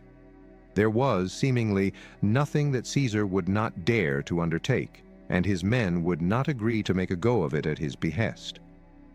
Some criticize his decisions as reckless and overly bold. We can only say that invariably Caesar made his choices work, and on the rare occasions that he could not, he very quickly found ways to make good whatever difficulties his overboldness had gotten his army into.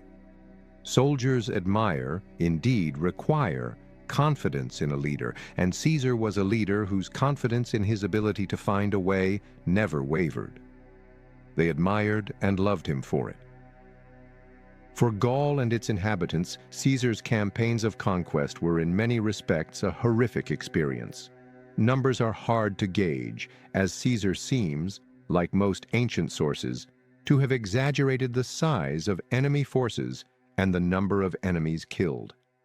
Still, the death toll over these 8 years likely rose into the hundreds of thousands, many of them Germanic invaders rather than Gauls, to be sure, and tens, if not hundreds of thousands more were enslaved.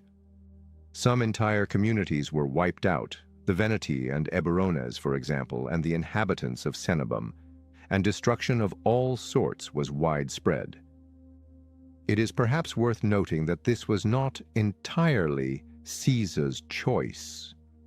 Tribes like the Remi and Aedui, who submitted readily and cooperated with the Romans, flourished, and it is clear that Caesar had no desire to inflict destruction and atrocities. Of course, from their native perspective, there was no reason for the Gallic and Belgic tribes to submit tamely to Roman domination. In this context, Caesar's choice and determination to impose that domination were responsible for all the suffering and damage that followed, but he should then also receive some credit for the flourishing history of Roman Gaul over the next 3 centuries or more. Rome was an expansionist, imperial state, and Gaul was destined to be brought under the imperial sway of Rome before long, Caesar or no Caesar. And Gaul was at this time in a state of flux. If Caesar hadn't conquered the area, it could have been Ariovistus and his Germanic invaders, or one of the ambitious Gallic-Belgic chieftains of this era, like Dumnorix Indutiomarus or Vercingetorix. A case can be made that, in the long run, falling under Roman sway was the best option for Gaul.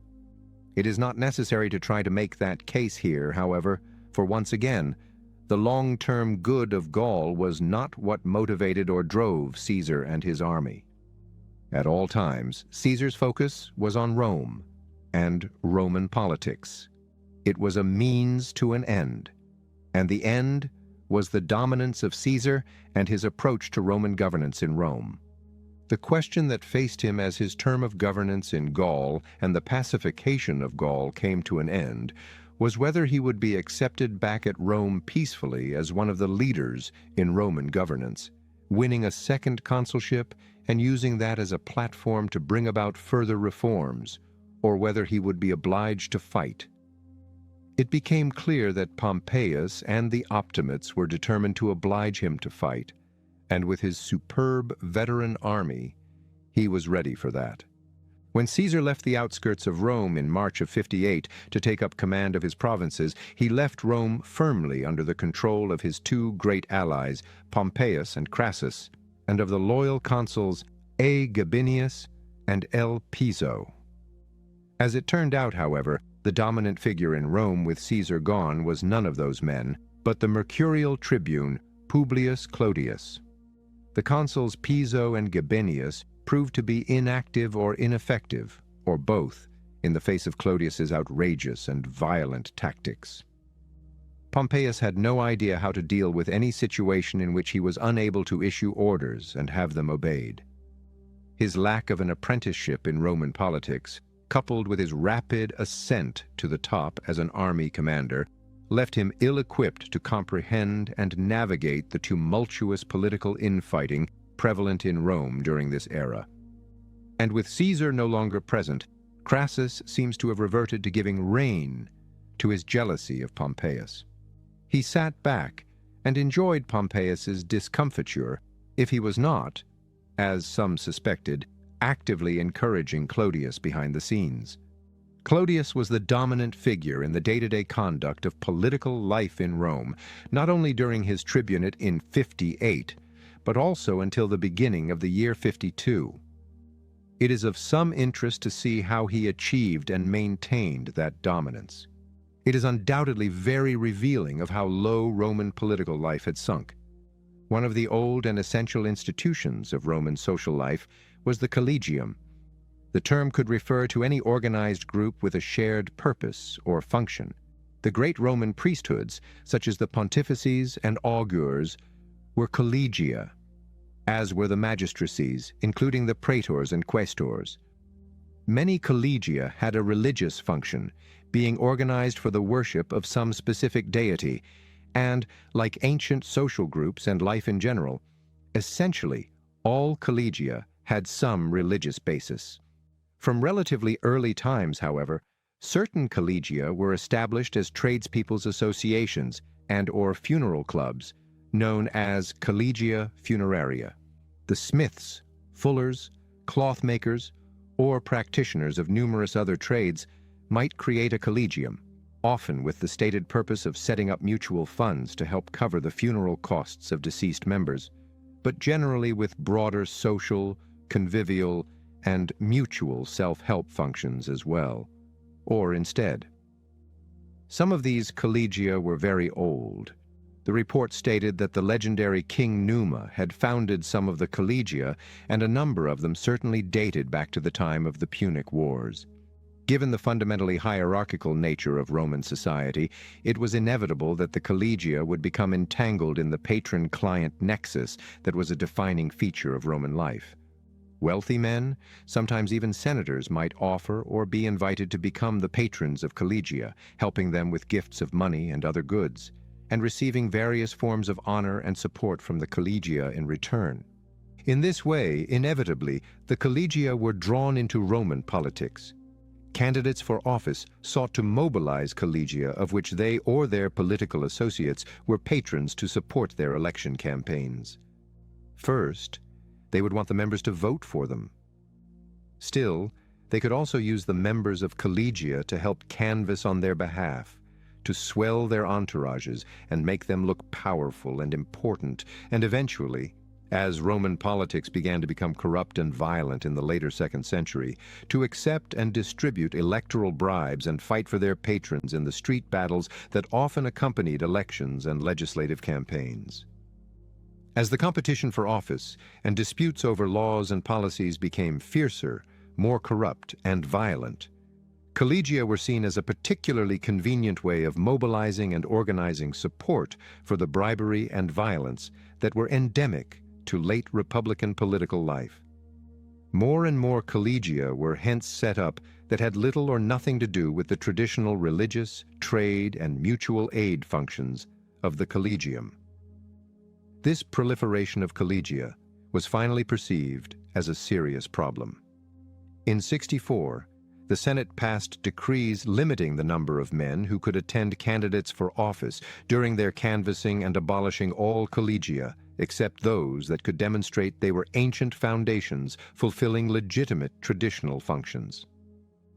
In the early phase of his tribunate, Clodius enacted laws to expand the distribution of grain to poor Roman citizens by the state, making the public grain entirely free as opposed to cut price, and to remove all restrictions on the establishment of collegia. He then had various agents. The most notorious was his scriba, secretary, Sextus Cloelius, organize collegia of poor Roman citizens freed from worries about making a living by the free grain dole, and grateful for that to Clodius, whose sole function was to support Clodius in whatever way he needed. The members of these new collegia were effectively trained and organized as gangs of thugs, and Clodius used them to take control of the streets of Rome. Clodius had noticed that violence and physical force were the ultimate arbiters of Roman politics in his day, and he created the most efficient organization for mobilizing and employing physical force and violence daily. His gangs could appear in force anywhere in the city at a moment's notice. And being trained street fighters, they easily beat and drove off the entourages of supporters, clients, and enslaved people with which other Roman politicians sought to enforce their wishes. Even veteran soldiers, despite their extensive military training, experience, and discipline, found it difficult to cope with Clodius's thugs, who possessed specialized skills in fighting in the narrow streets, porticos, and tenement blocks of Rome. Thus, Clodius became, during his tribunate, the king of the Roman streets. Anyone who crossed the great tribune found himself subjected to vicious harassment, such as being accosted in the street and beaten, being loudly booed and showered with filth at the games, or even being besieged at home by gangs of thugs hurling rocks or even weapons at their house, at times going to the length of trying to set a house on fire. Under these circumstances, although most Roman nobles and senators disapproved fundamentally of what Clodius was doing, opposition to him became muted and ineffective. Initially, Clodius operated to some degree in accord with the policies and wishes of the three great magnates, Caesar, Pompeius, and Crassus. They had wanted Cicero's criticisms of their actions silenced, and, although Clodius's law exiling Cicero was extreme, it was effective, and they did not oppose it. They wanted Cato silenced, too, and here Clodius proved cleverly effective. He proposed a law to annex the island of Cyprus as a Roman province, and when the people duly passed it, he had Cato appointed to an extraordinary command to carry it out. Cato, of course, had always opposed extraordinary commands of all sorts.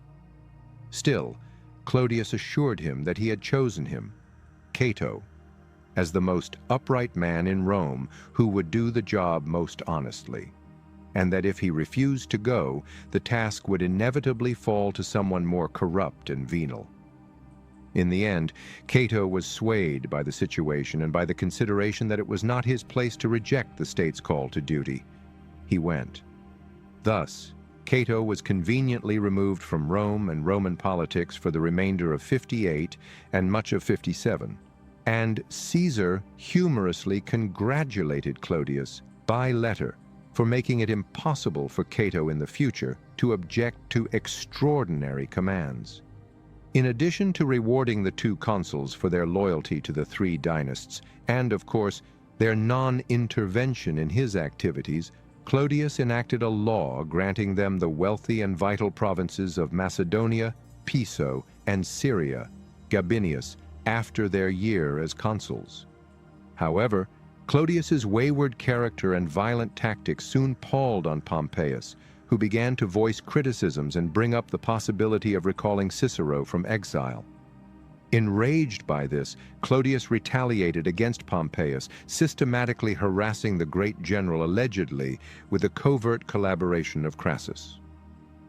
After the elections in July, at which Q. Metellus Nepos and P. Lentulus Spinther, both men with past connections to Pompeius and Caesar who had now switched to more optimate sympathies, were elected consuls for 57, Pompeius discussed the question of Cicero's recall with the tribune Terentius Cullio. Cullio suggested that Pompeius split from Caesar and divorce Julia, but Pompeius declined, insisting that Caesar's approval was necessary for any action. These talks, however, led Clodius to step up his harassment of Pompeius, culminating in an attempt on Pompeius's life in August and an all-out blockade of Pompeius's house. The great general, to his humiliation, found himself obliged to stay at home for the remainder of the year to avoid Clodius's attacks.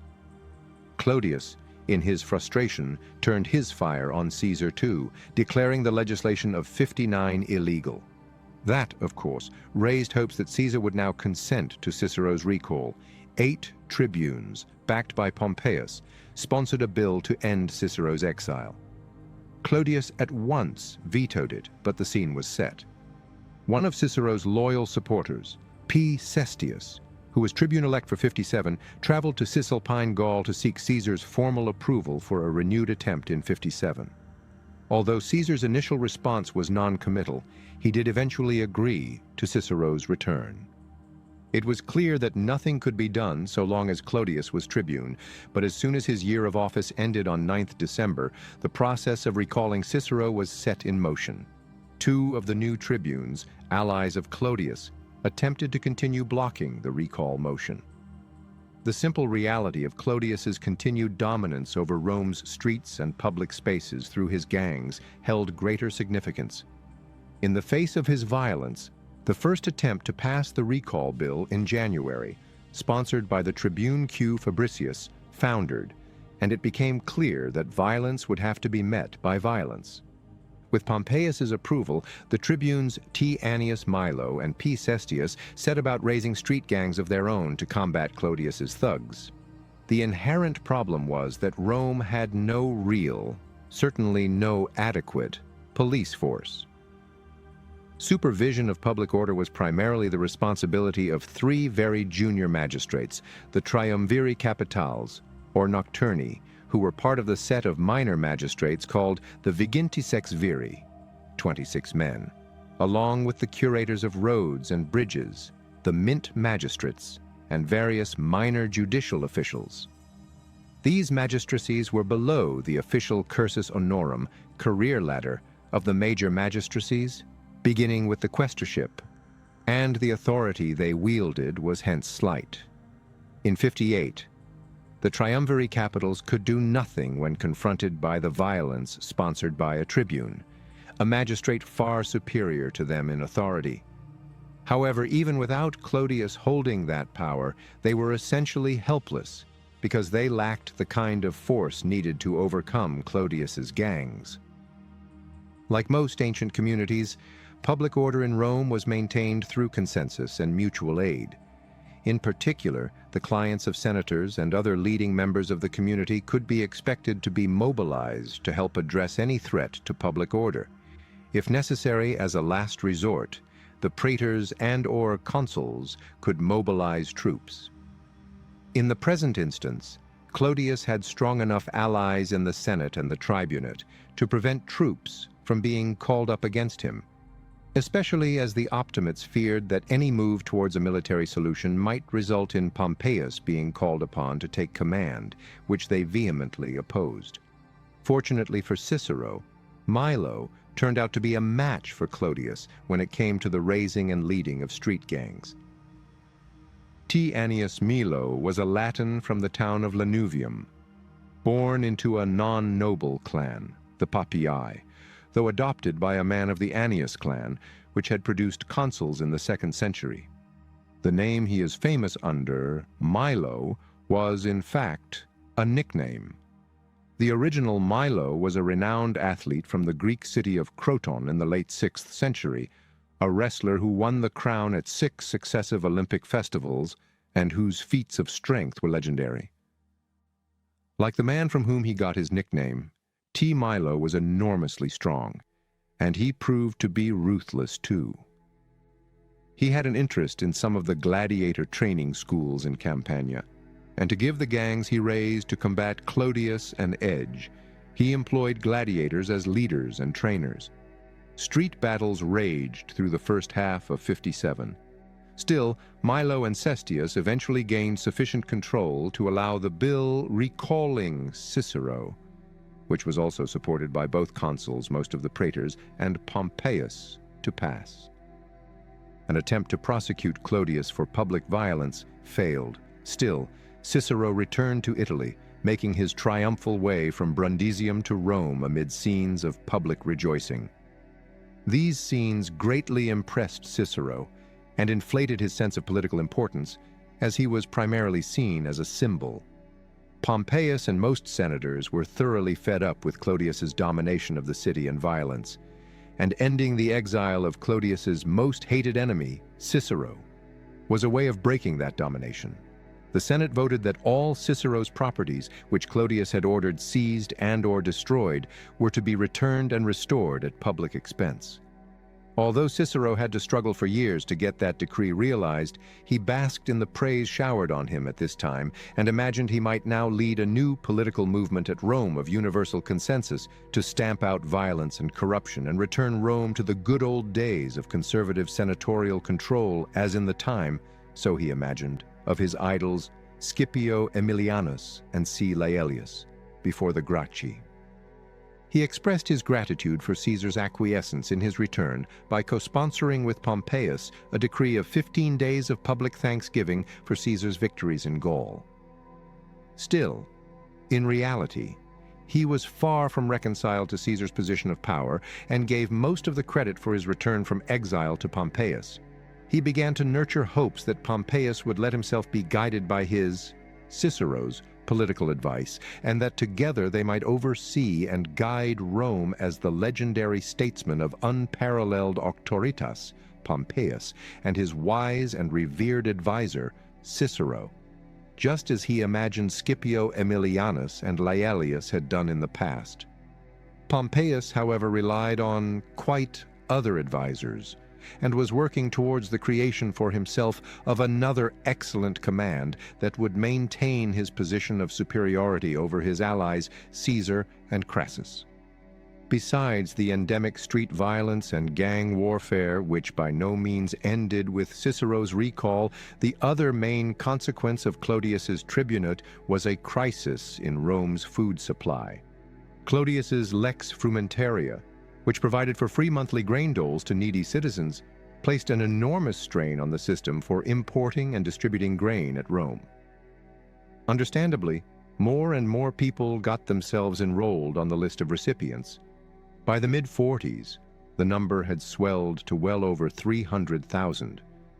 While the law had made no special provisions for finding the funds to pay for the grain, or increasing the capacity of ships to import it and granaries to store it. The inevitable result was a shortfall of imports, leading to food riots and the threat of famine. The entire public food supply system desperately needed a thorough overhaul by someone with the power and authority to implement the necessary financial and organizational measures to make it work. This was Pompeius's opening because taking charge of major systemic problems and organizing things to work correctly and efficiently was precisely what he was skilled at.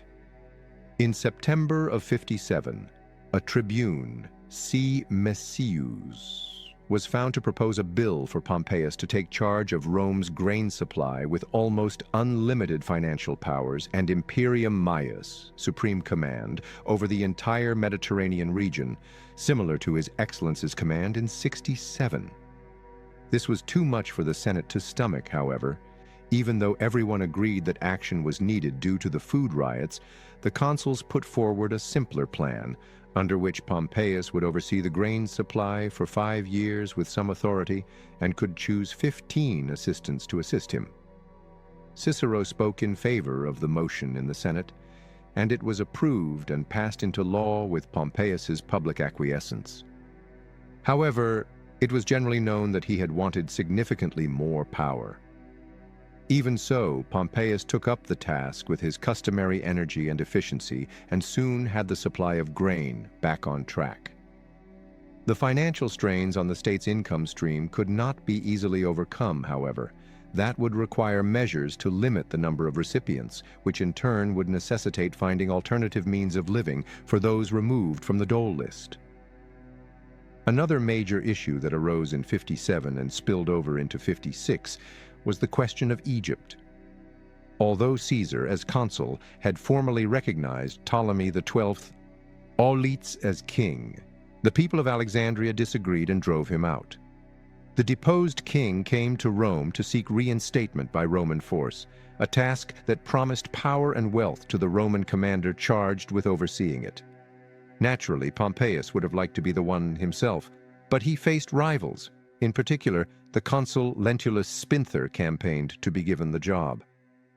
Meanwhile, Ptolemy Auletes was spreading or promising huge bribes to senators and magistrates who would back his reinstatement and engaging in violent intrigue against ambassadors from Alexandria who sought to persuade the Senate of his unsuitability to rule.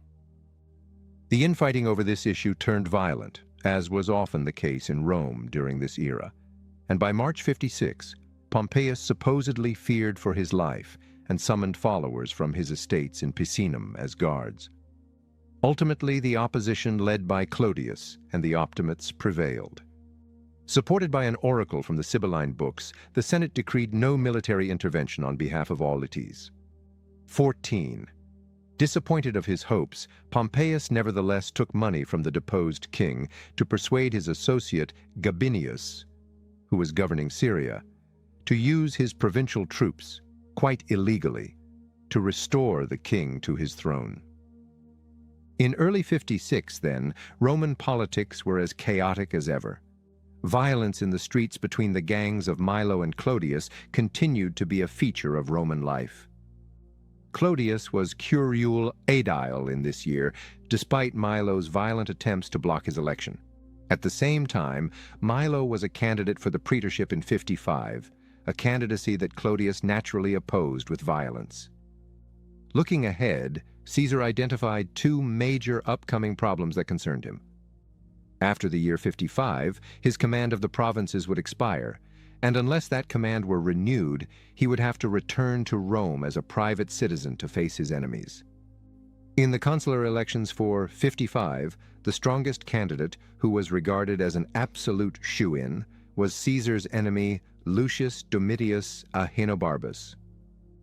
As Cicero put it, Ahenobarbus had been destined for the consulship of 55 from the cradle. It would take something special to prevent his election, even though he was a man who was intellectually mediocre and morally bankrupt, having no particular talent for anything, distinguished by nothing but wealth and a great name. All the same, as consul, Ahenobarbus would be well situated to prevent any renewal of Caesar's command. He had made it clear that he was determined to take over the governorship of Gaul himself.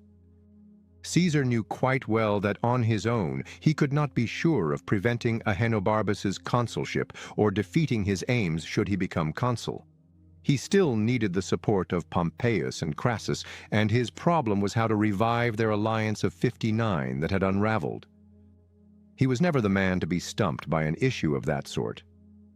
His political agents at Rome, C. Oppius and L. Cornelius Balbus, were working hard, and the vast wealth that was filling his coffers thanks to his great victories in Gaul began to flow to Rome to buy the support of any senator or noble in need of money. In March of 56, Cicero ranged himself openly with Caesar's opponents by attacking his command in a speech against Vatinius, who had sponsored the law granting Caesar that command. Vatinius's law was tantamount to murdering the ancestral constitution, said Cicero.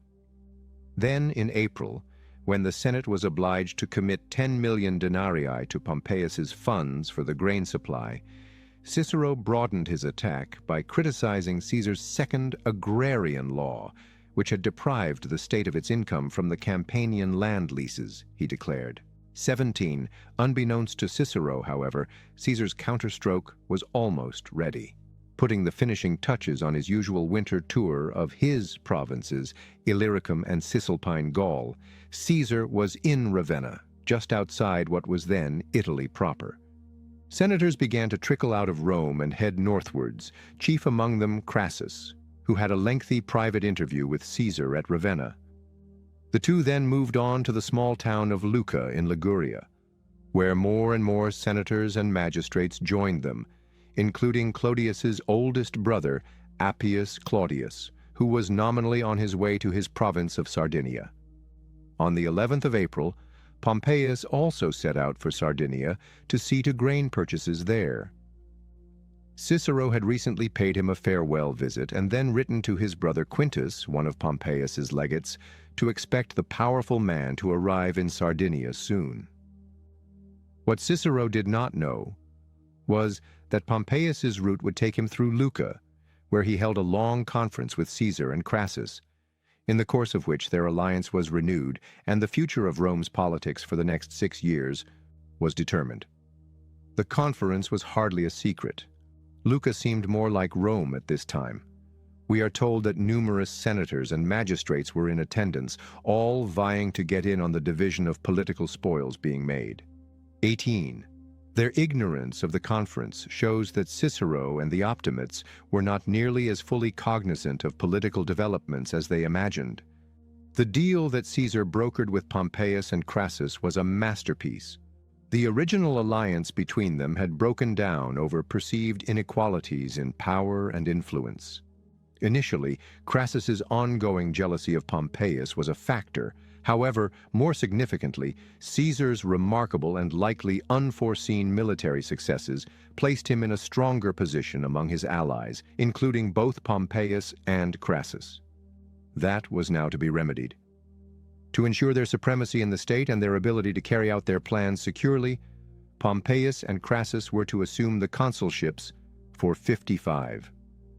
Having served as consuls together in 70, both Pompeius and Crassus qualified for a second consulship, ensuring that no one, not even the wealthy and well-connected Ahenobarbus, could defeat them. If necessary, the elections could be postponed until the winter, when Caesar could send many of his soldiers to Rome on leave to vote for his allies and provide any needed military muscle. As consuls, Pompeius and Crassus would sponsor a law extending Caesar's provincial command for 5 further years, while a loyal associate to be elected tribune would sponsor a law setting up equivalent 5-year provincial commands with suitable armies for Pompeius and Crassus. Pompeius would hold the Spanish provinces with the right to raise an army of 7 legions. Crassus, seeking military glory to elevate him to the level of his allies, would invade Syria with a large army, aiming to wage war and conquer the Parthians. Clauses were to secure all 3 commands against senatorial interference by forbidding discussion of naming replacement governors before 1st March of the year 50. To aid Crassus and Pompeius during their year in office as consuls, Vatinius was to be elected praetor, and C. Trebonius, one of Caesar's officers in Gaul, was to be tribune. And Cato, a candidate for the praetorship of 55, was to be prevented from gaining election, like his friend Ahenobarbus. There were further details of provincial assignments and projected elections to magistracies. Still, only 2 points are particularly notable. It was agreed that in 49, when the mandated 10-year interval was passed, Caesar would be elected to a second consulship for 48, and Cicero was to be obliged to end his criticisms and become a loyal spokesman for the alliance. In the event, this deal proved easier to make than to enforce. Cicero was easily brought to heel. His exile from Rome had made him utterly miserable, and he could not face the prospect of more. His brother Quintus was detailed to make him see reason, and whatever exact threats were uttered or implied, the great orator bowed to the inevitable. At the beginning of June, the Senate took up the matter of the provinces to be assigned to the future consuls of 55, and it was proposed that Caesar be stripped of Cisalpine and Transalpine Gaul, and the future consuls be granted these provinces. Cicero was obliged to speak against this motion. In his speech on the consular provinces, he argued that Caesar's activities in Gaul were so successful and so crucial to the future benefit and security of the state that he should not be interrupted. Instead, other provinces called for new governors. Macedonia, for example, where Piso's pro-consulship had lasted long enough. In subsequent years, the dynasts made use of Cicero's eloquence on several occasions.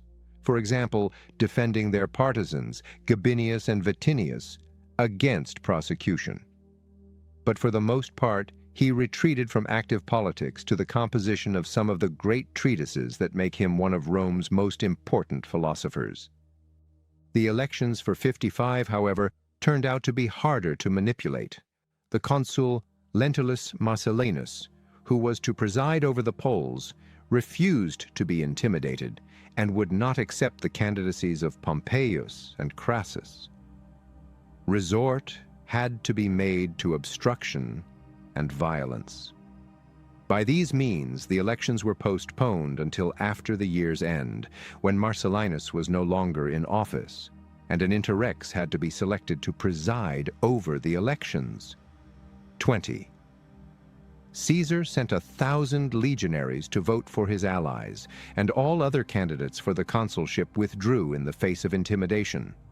However, Cato would not permit his ally Ahenobarbus to do so. They had to be driven from the electoral assembly by violence.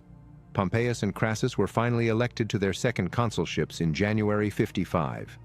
Then they presided over the election of the year's other magistrates, including Vatinius as praetor and excluding Cato.